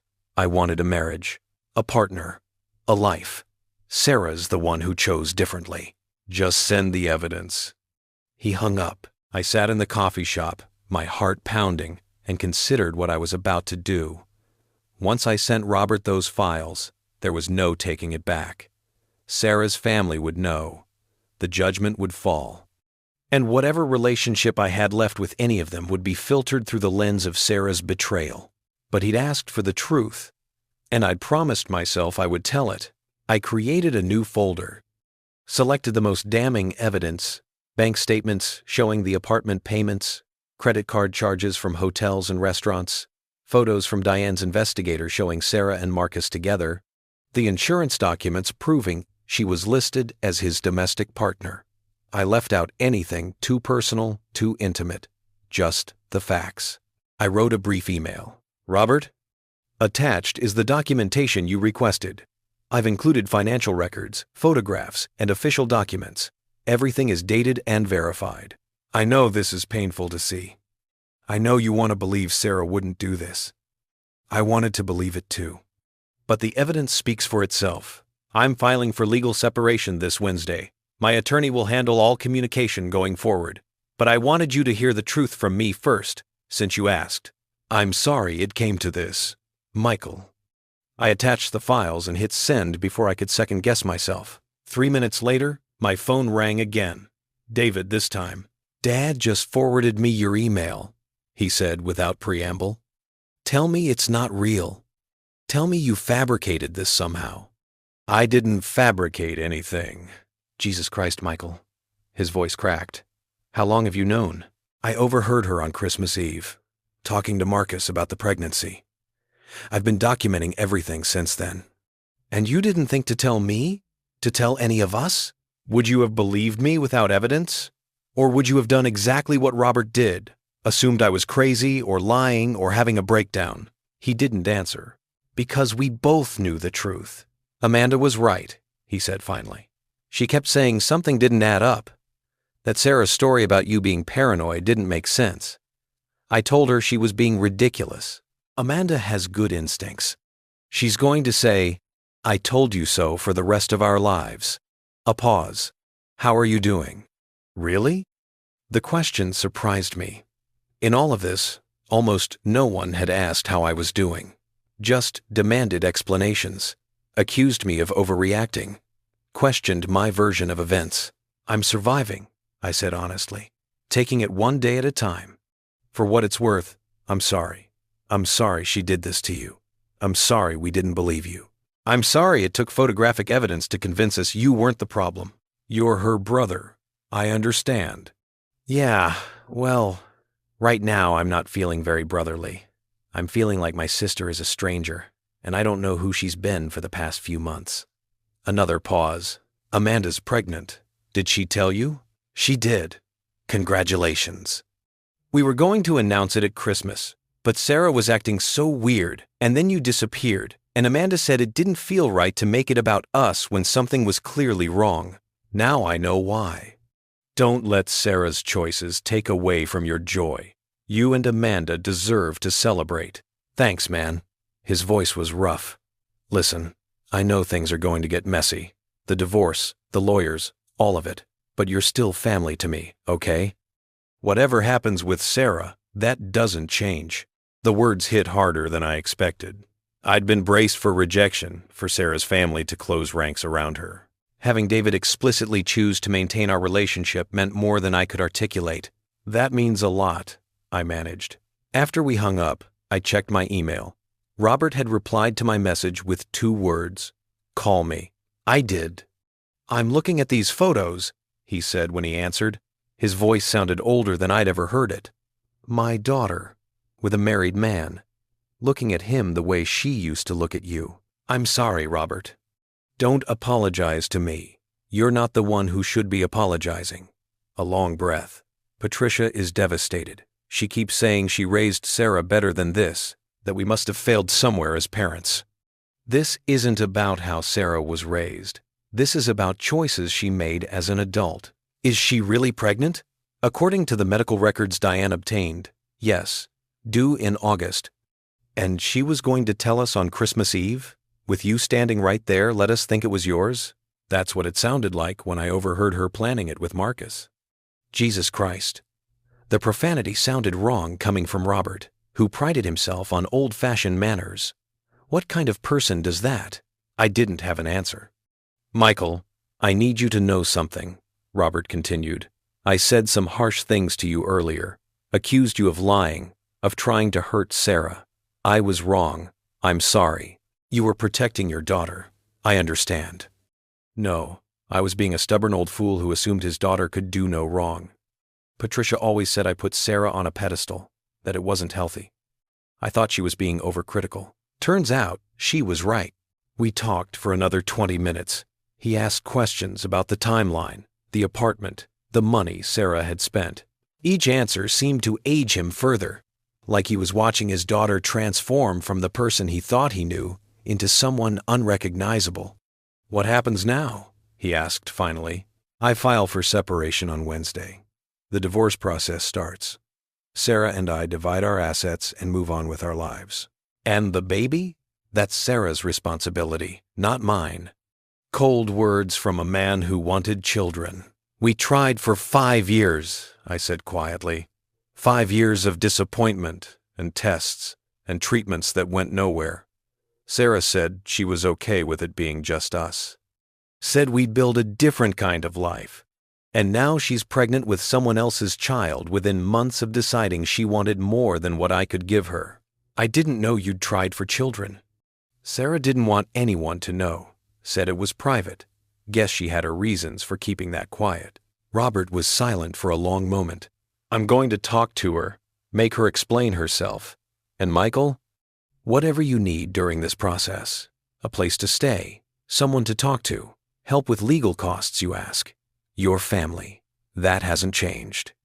It was the second time that day someone from Sarah's family had said those words, and it broke something loose inside me that I'd been holding tight since Christmas Eve. Thank you, I whispered. After we hung up, I sat in that coffee shop and cried. Not dramatic sobs or rage or the kind of crying that draws attention. Just silent tears running down my face while I stared at my laptop screen and processed the fact that I wasn't as alone as I'd thought I was. David and Robert were choosing to stand with me. Amanda had seen through Sarah's lies from the beginning.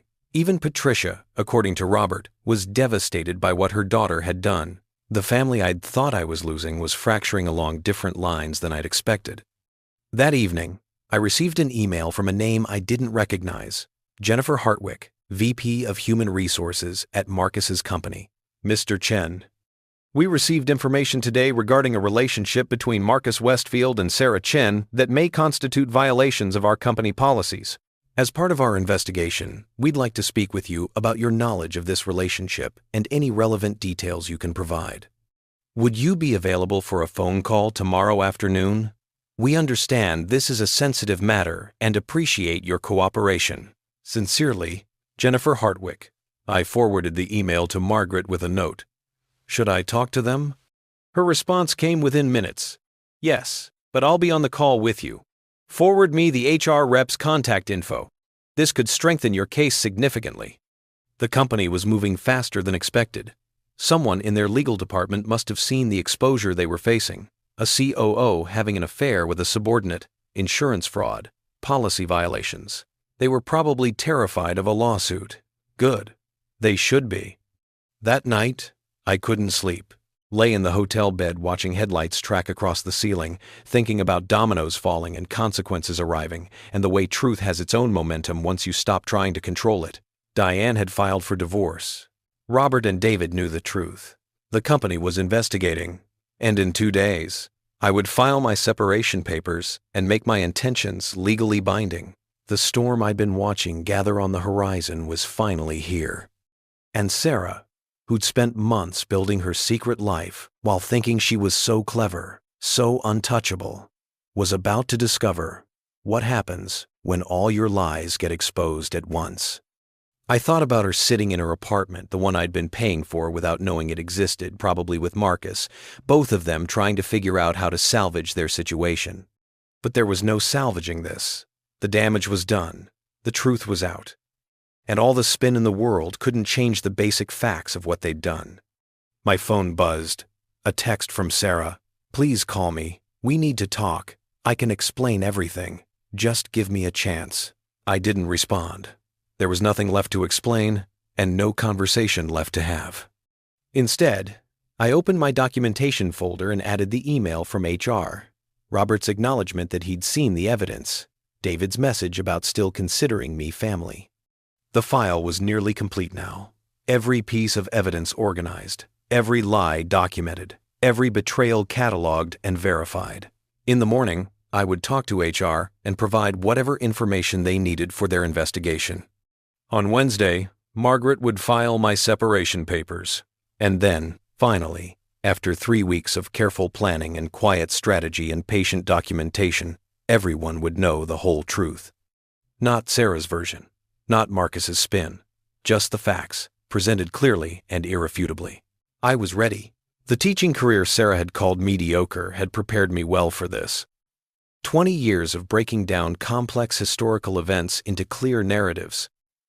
20 years of showing students how to trace cause and effect. 20 years of proving that documentation beats emotion every time. Sarah and Marcus had created the cause. Now came the effect. And I was going to make sure it was exactly what they deserved. The call with HR was scheduled for Tuesday at 2 p.m. Margaret joined from her office, while I sat in my hotel room with my laptop open. Documentation organized into folders, with clinical labels, financial records, timeline, third-party evidence, communications. Jennifer Hartwick introduced herself with the careful neutrality of someone trained to navigate corporate liability. She was joined by 2 others, Alan Brennan from legal and someone named Carla, whose title was Chief Compliance Officer. Their voices were professional, distant, treating this like any other investigation rather than the implosion of 2 careers. Mr. Chen, thank you for making yourself available. Jennifer began. We want to be respectful of your time and your privacy. We're gathering information about a potential policy violation and your cooperation would be helpful. I understand, I said. Can you confirm that you're married to Sarah Chen, currently VP of Strategic Development at our company? I am, though I've filed for legal separation as of this morning. That had been Margaret's first task today, filing the papers, making it official. The marriage is ending. I see. And can you tell us when you first became aware of a relationship between your wife and Marcus Westfield? I walked them through it. Christmas Eve. The overheard conversation. The subsequent investigation I'd conducted. I kept my tone factual, unemotional. like I was presenting a research paper rather than the destruction of my marriage. "And you have documentation of this relationship?" Alan from legal asked. "Extensive documentation. Financial records showing expenditures related to the affair. Credit card statements from a private account my wife opened without my knowledge. Rental agreements for an apartment she maintained separately. Photographs from a private investigator hired by Mr. Westfield's wife." "You've been working with Mrs. Westfield?" Carla's voice sharpened with interest. "Our attorneys coordinated a meeting. We both have an interest in understanding the full scope of the relationship between our spouses. Margaret had coached me on this part. Don't volunteer information, but don't hide it either. Let them ask questions and answer truthfully, without editorializing." "Mr. Chen," Jennifer said carefully, "were you aware that Mrs. Chen was listed as a domestic partner on Mr. Westfield's insurance plan?" "Not until Mrs. Westfield's attorney provided that documentation. I had no knowledge that my wife had been added to another family's insurance while still legally married to me." I could hear typing on the other end, someone taking notes, probably flagging that detail for their legal team. "And the pregnancy?" Alan asked. "Can you confirm that Mrs. Chen is pregnant?" "According to medical records and her own admission, yes. She's approximately 3 weeks along. The conception date would have been mid-November." More typing. "Has Mrs. Chen claimed that you are the father of this child?" The question landed like a stone. This was the heart of their concern, I realized. Not just the affair or the policy violations, but the potential fraud if Sarah had been letting people believe I was the father while using company insurance for prenatal care. "She hasn't explicitly claimed that to me," I said slowly. "But she was planning to announce the pregnancy at a family gathering on Christmas Eve, and given the circumstances, the implication would have been that I was the father. I left before she could make that announcement." "But she has since announced this pregnancy to colleagues?" Carla asked. "I don't know what she's told her colleagues. You'd have to ask her." "We will," Jennifer said, and something in her tone suggested that conversation would not go well for Sarah. They asked more questions about the timeline of the affair, about specific expenses I'd documented, about whether I had any direct evidence of sexual contact. I didn't, but the investigators' photos and the pregnancy itself spoke clearly enough. After 45 minutes, Jennifer thanked me for my cooperation and assured me they took these matters seriously. "What happens now?" I asked. "We'll complete our investigation, interview the relevant parties, review the documentation, and then we'll make determinations about appropriate actions consistent with our policies and legal obligations." Corporate speak for, "We're going to destroy their careers, but we can't tell you that directly." After we hung up, Margaret called me back immediately. "That went well," she said. "They're building a case for termination.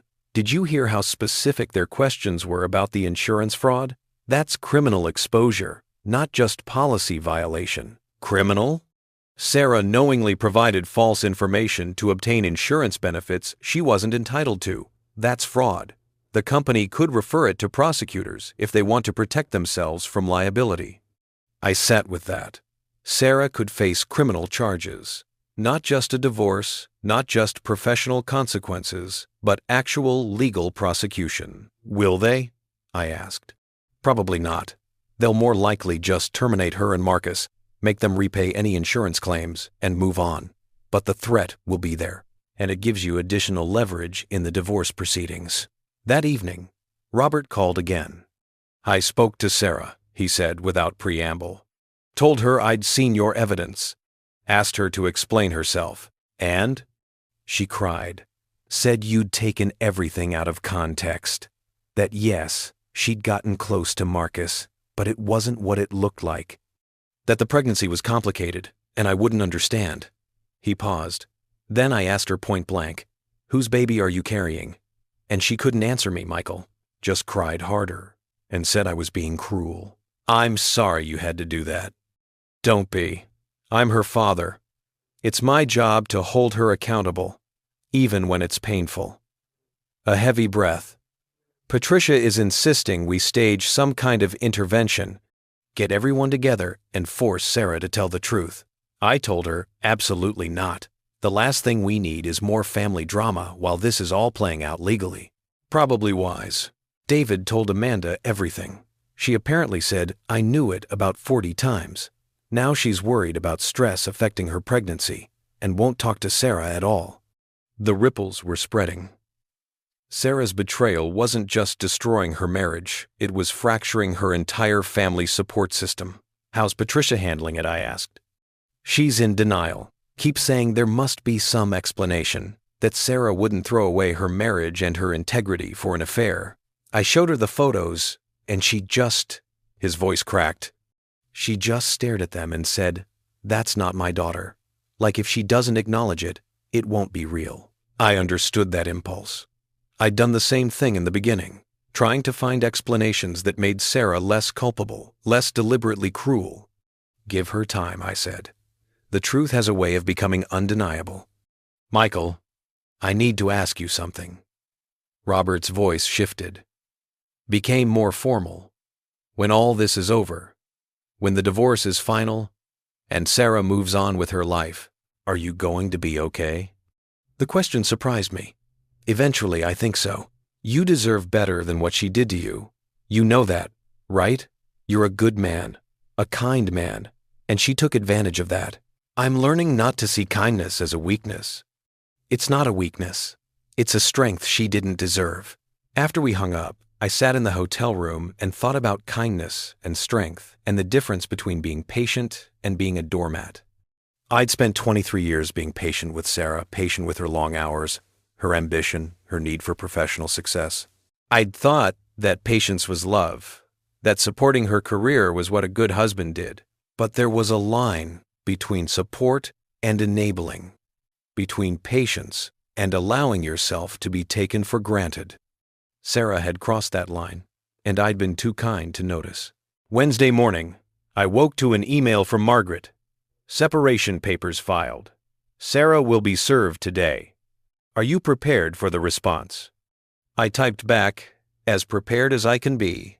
At 11:30 a.m., my phone started ringing. Sarah's number. I declined the call. She called 6 more times in rapid succession, each one going to voicemail. I didn't listen to the messages. Then came the texts. You filed for separation without even trying to work this out. After 23 years, I deserve a conversation at least. This is so typical of you, Michael. Running away instead of fighting for us. You're gonna regret this. I promise you that. Answer your phone. I forwarded all of them to Margaret with a note. Evidence of harassment? Her response? Keep them coming. The more aggressive she gets, the worse she looks. At 2 p.m., David texted, Sarah just called me sobbing. Said you served her with divorce papers at work, in front of everyone, deliberately humiliating her. Please tell me that's not true. I called him. She was served at work? I asked. That's what she said. Process server showed up at her office. Everyone saw. She's mortified. David, I didn't choose where she got served. The process server goes to the address on file. If she'd rather have been served somewhere private, maybe she should have come home instead of avoiding the house we bought together. Fair point. A pause. She's claiming you're trying to destroy her career out of revenge. Her career is being destroyed by her own choices. I just documented them. The company put her on administrative leave today, pending investigation into policy violations. So it was happening. HR had moved fast. And Marcus? I asked. Same. They're both suspended. Full pay for now, but if the investigation confirms what everyone already knows. He trailed off. This is really happening, isn't it? She's really going to lose everything. She made her choices. These are the consequences. I know. I keep remembering my little sister, the one who used to follow me around when we were kids, who wanted to be a lawyer because she thought she could change the world, who was so excited when she met you because she'd finally found someone who believed in her. His voice was heavy with grief for the sister he'd thought he knew. What happened to her? He asked. When did she become someone who could do this? I don't know, David. Maybe she was always capable of it, and we just didn't want to see. That night, alone in my hotel room, I let myself think about that question. When had Sarah changed? Or had she always been this person ambitious to the point of ruthlessness, willing to sacrifice anything for what she wanted, capable of compartmentalizing betrayal into something justified? I thought about our early years, how driven she'd been even then, how single-minded about her career. I'd admired that about her, the clarity of her goals. But maybe I'd missed the warning signs, the way she'd cut off friends who weren't useful to her career, the way she'd talked about colleagues who'd made personal choices that slowed their professional advancement, getting pregnant, taking time off for family, prioritizing work-life balance. The subtle contempt in her voice when she'd said they were wasting their potential. I'd thought she was just passionate about success. Now, I wondered if I'd been married to someone who genuinely believed that achievement justified any cost. My phone buzzed with an email from an address I didn't recognize. The subject line read, "You should know." I almost deleted it as spam, but something made me open it. Mr. Chen. My name is Rebecca Walsh. I worked with Sarah 3 years ago before I left the company to have my second child. I heard through mutual friends that you're getting divorced, and I thought you should know something. Sarah had an affair with another colleague back then. His name was Tom Preston. It lasted about 6 months before his wife found out and threatened to expose them both. Sarah ended it immediately, and Tom transferred to another office. I never said anything because it wasn't my business, but I always felt guilty for staying silent. I'm sorry you're going through this, and I'm sorry I didn't speak up sooner. Maybe if I had, you would have known what kind of person she was capable of being. Rebecca, I read the email 3 times. 3 years ago. While we were still trying to have children, while I'd been consoling Sarah after each negative test, holding her while she cried about how unfair it was, promising we'd get through it together. She'd been having an affair.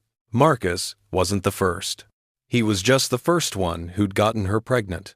I forwarded the email to Margaret with shaking hands, added a note. How do we verify this? And does it matter for the divorce? Her response came quickly. I'll have my investigator look into Tom Preston.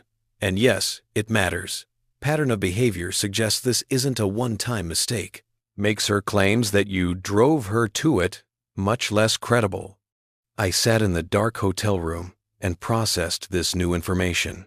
Sarah had done this before, had betrayed me before, and I'd never known, had never even suspected. How many times had she looked me in the eye and lied? How many late nights at the office had been meetings with Tom?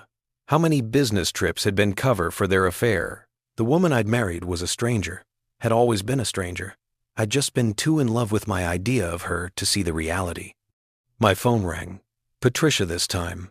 Michael, I owe you an apology. Her voice was formal, strained.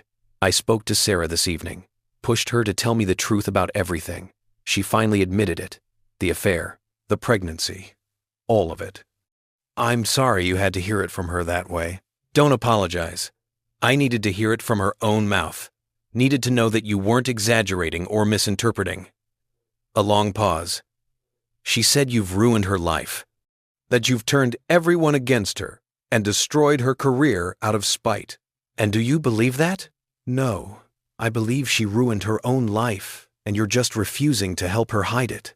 Patricia's voice softened. I'm ashamed of her, Michael. Ashamed that I raised a daughter who could be so selfish, so cruel.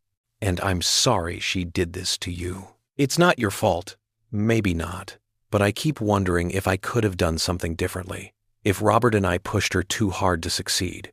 If we made her think achievement was more important than character. Sarah made her own choices. You can't blame yourself for that. Thank you for saying that. She took a breath. Robert told you we consider you family. I want you to know I feel the same way. Whatever happens between you and Sarah, you'll always be welcome in our home.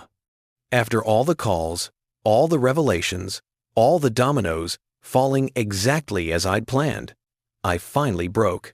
Not dramatically, not with rage or tears or the kind of emotional release that feels cathartic. Just a quiet acknowledgement that I'd been holding myself together through sheer will, and now, with Patricia's words still echoing in my ears, I could finally let go. I sat on the edge of the hotel bed and let myself grieve. Not just for the marriage I'd lost, but for the years I'd wasted loving someone who was never real. For the trust I'd given so freely to someone who treated it as weakness. For the life I'd thought we were building that had been a performance all along. And underneath the grief was something else. Something lighter. Relief. Because I was free now. Free from the exhausting work of maintaining a relationship with someone who saw me as an obstacle to overcome rather than a partner to cherish.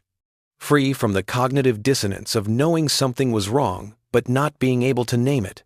Free from the responsibility of managing Sarah's image and protecting her secrets. I had 3 weeks of careful documentation, strategic planning, and quiet determination behind me. 3 weeks of choosing myself when everything in my history suggested I should choose her. And now the truth was out. Not all of it there were still revelations to come, still people who needed to understand the full scope of what Sarah had done. But the foundation was laid. The evidence was compiled. The allies were positioned. The final act was approaching, and when it arrived, everyone would go pale. Not because I'd done anything vindictive or cruel, but because the truth, presented clearly and irrefutably, is more devastating than any revenge could ever be. Sarah had spent months building her secret life, had crafted careful lies and maintained elaborate deceptions, had probably thought she was so clever, so careful, so protected by her performance of the loving wife who was just working hard to build their future. But she'd forgotten something crucial. The truth doesn't need to be clever. It just needs to be documented. And I documented everything. 3 weeks after Christmas Eve, the date circled on my calendar with red ink, though I didn't need the reminder. Every morning I'd counted down, watching the investigation unfold, the dominoes fall, the carefully constructed lies crumble under the weight of documentation. Margaret called at 9 a.m. The company made their decision, both terminated, effective immediately. Both of them? Marcus for policy violations, abuse of authority, and insurance fraud. Sarah for the same, plus failure to disclose a relationship with her direct supervisor. They're offering severance contingent on signing NDAs, but the damage is done. So it was over. Sarah's VP position, the career she'd valued more than our marriage, gone. Marcus's executive role, his 15 years with the company, finished. Both of them unemployed because they couldn't keep their personal and professional lives separate. There's more, Margaret continued. Diane's investigator found evidence that Marcus has done this before, 2 other subordinates over the past decade. One of them received a quiet settlement when she threatened to sue for sexual harassment. Does Diane know? She does now, and she's furious. Apparently, Marcus convinced her he'd changed after the first incident, that it was a mistake he'd never repeat. A pattern, just like Rebecca Walsh's email had suggested about Sarah. These weren't isolated incidents or moments of weakness. They were character traits masquerading as mistakes. When's the family meeting? Margaret asked. Tomorrow, 2 o'clock at Robert and Patricia's house. Are you sure you want to do this? Sarah's been telling them her version for 3 weeks. That I'm vindictive. That I've destroyed her career out of spite. That the affair was my fault somehow because I wasn't ambitious enough. I paused. They deserved to hear everything, the full truth, not just the affair, but the previous one, the apartment, the lies, all of it. It's going to be brutal. The truth usually is. That evening, I went through my documentation one final time, organized it chronologically, printed the most damning pieces, created a presentation that would walk them through exactly what Sarah had done and when. I wasn't doing this for revenge. I was doing it because Sarah had spent 3 weeks painting me as the villain, and I was done letting her control the narrative. My phone buzzed. A text from Amanda. Are you really ready for tomorrow? Once you show them everything, there's no taking it back. I typed back, I know, but they asked for the truth. I'm going to give it to them. David and I will be there. For you, not for her. You should know that. The support meant everything.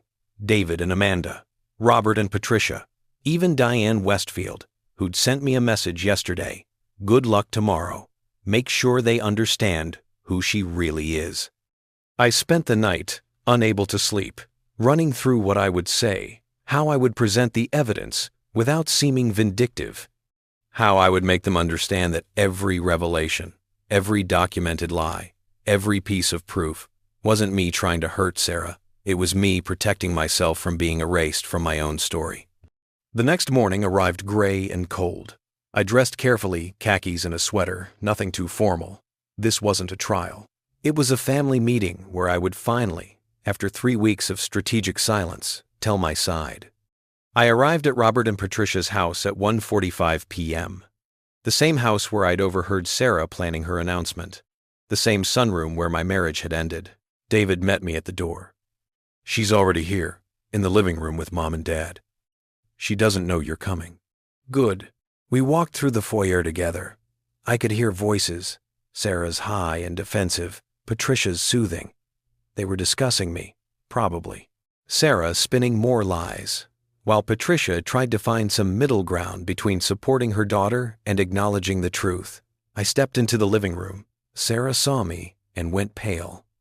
Actually pale, all the color draining from her face. "What is he doing here?" she demanded, looking at her parents. "We invited him," Robert said firmly. "You've told us your version of events. Now Michael gets to tell his." "There's nothing to tell. He already showed you those photos." "There's more than photos," I said quietly. I set my folder on the coffee table. "A lot more." Patricia gestured to a chair. "Please, Michael, sit down." I did. Sarah remained standing, her arms crossed defensively, her eyes darting between me and her parents like she was calculating escape routes. 3 weeks ago, I began. I overheard Sarah in this house, in the sunroom, telling Marcus Westfield that she was 3 weeks pregnant with his child. That conversation ended my marriage. But what I've learned since then, that's what I need you to understand. I opened the folder, started pulling out documents. This is a rental agreement for an apartment Sarah's been maintaining since September, $1,400 a month from our joint account. I slid it across to Robert. "This is a credit card statement from a private account she opened without telling me. $63,000 in charges over 4 months. Hotels, restaurants, gifts for Marcus." Sarah was shaking her head. "You're twisting everything." "This," I continued, pulling out Rebecca Walsh's email, "is from a former colleague of Sarah's. It details an affair Sarah had 3 years ago with a man named Tom Preston, 6 months, while we were trying to have a baby." Patricia gasped. Robert's jaw clenched. "That's a lie," Sarah said desperately. "She's lying. I don't even know who." "I had it verified," I said calmly. "Tom Preston confirmed it. He's willing to provide a statement, if necessary." I laid out more evidence. The insurance fraud, the pattern of deception, the financial records showing she'd been siphoning money from our joint account for months. And finally, the timeline, the complete, documented timeline of every lie, every betrayal, every moment she'd looked me in the eye and chosen deception. When I finished, the room was silent. Sarah was crying, but they were angry tears now, not sad ones. "You had no right." "I had every right," I said quietly. "You were rewriting history, making me the villain. I just made sure they knew the truth. You were rewriting history. I had every right. I just made sure they knew the truth." Robert stood, his face harder than I'd ever seen it. "Sarah, I think you should leave." "Dad, leave. Now. Before I say something I can't take back." She looked at her mother. Patricia was staring at the documents spread across the coffee table, her expression shattered. "Mom?" Patricia didn't look up. "Your father's right. You should go." Sarah fled.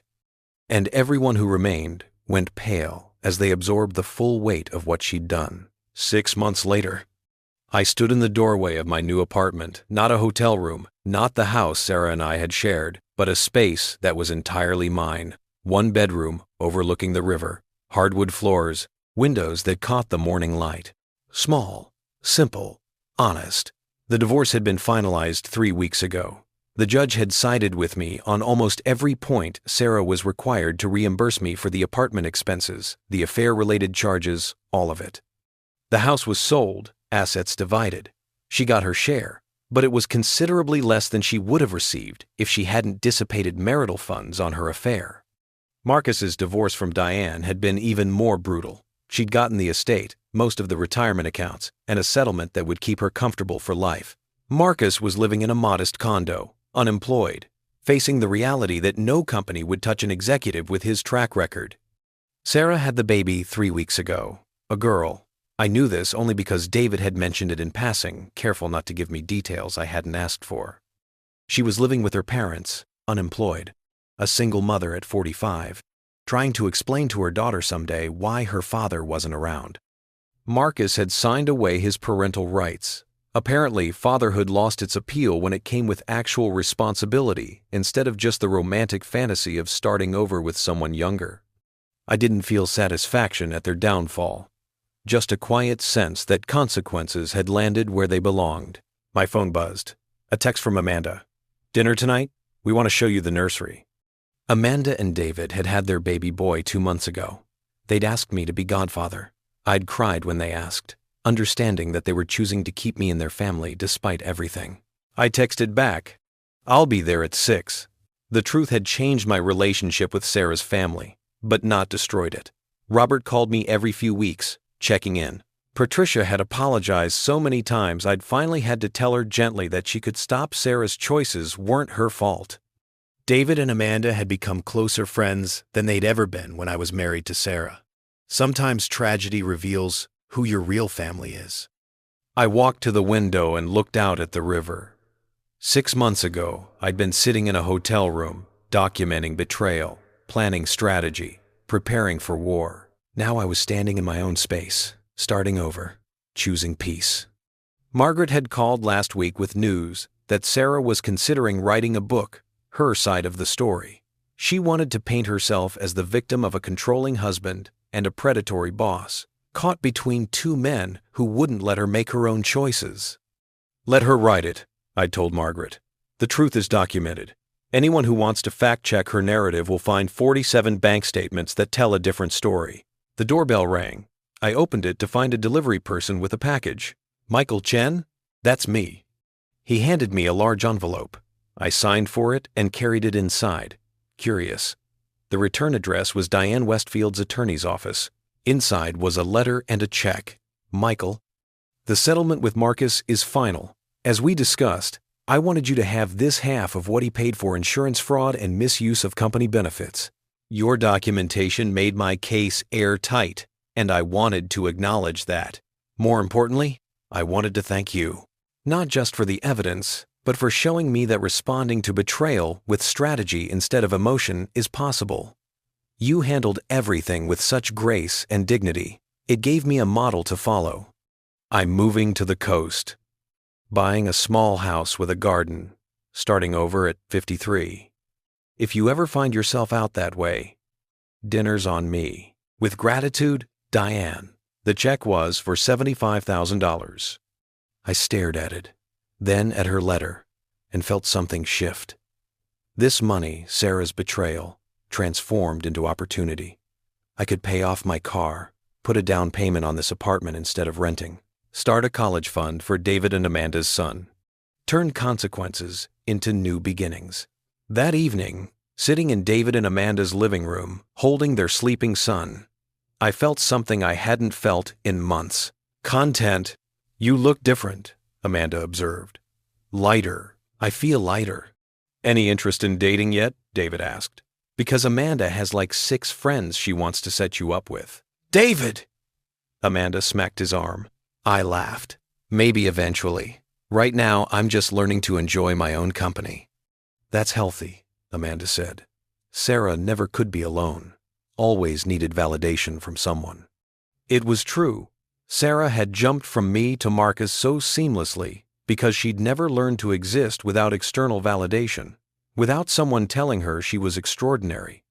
I'd spent 6 months learning that I didn't need anyone to tell me I was enough. I just needed to believe it myself. Later, driving home through the summer evening, I thought about Christmas Eve. About standing in that sunroom doorway, hearing words that ended my marriage. About the choice I'd made to leave quietly instead of confronting her. To document instead of react. To wait instead of explode. That choice had saved me. Not from pain, I'd felt plenty of that, but from becoming someone I wasn't. From letting betrayal transform me into someone bitter and broken. I'd chosen differently. And that choice had led me here to a new apartment, new friendships, a new understanding of what I deserved. I pulled into my parking space and sat in the car for a moment, watching the river flow past, constant and unchanging. Sarah had called me mediocre, said my life was small. She'd been wrong. My life was intentional, built on truth instead of performance, rich with genuine relationships instead of transactional ones, grounded in character instead of achievement. And when I walked into my apartment that night, my space, my fresh start, my honest foundation, I understood something fundamental. The best revenge isn't destroying someone who hurt you. It's building a life so honest, so genuine, so true that their betrayal becomes irrelevant. Sarah and Marcus had their consequences, their careers gone, their reputations damaged, their fantasy exposed as the destructive selfishness it had always been. I had something better. I had myself back. And 3 weeks after Christmas, when everyone had gone pale learning the truth, I discovered that freedom doesn't come from someone else's downfall. It comes from choosing integrity when betrayal gives you every excuse to abandon it. I'd made that choice, and I would make it again every single day. Because that's not mediocrity, that's strength.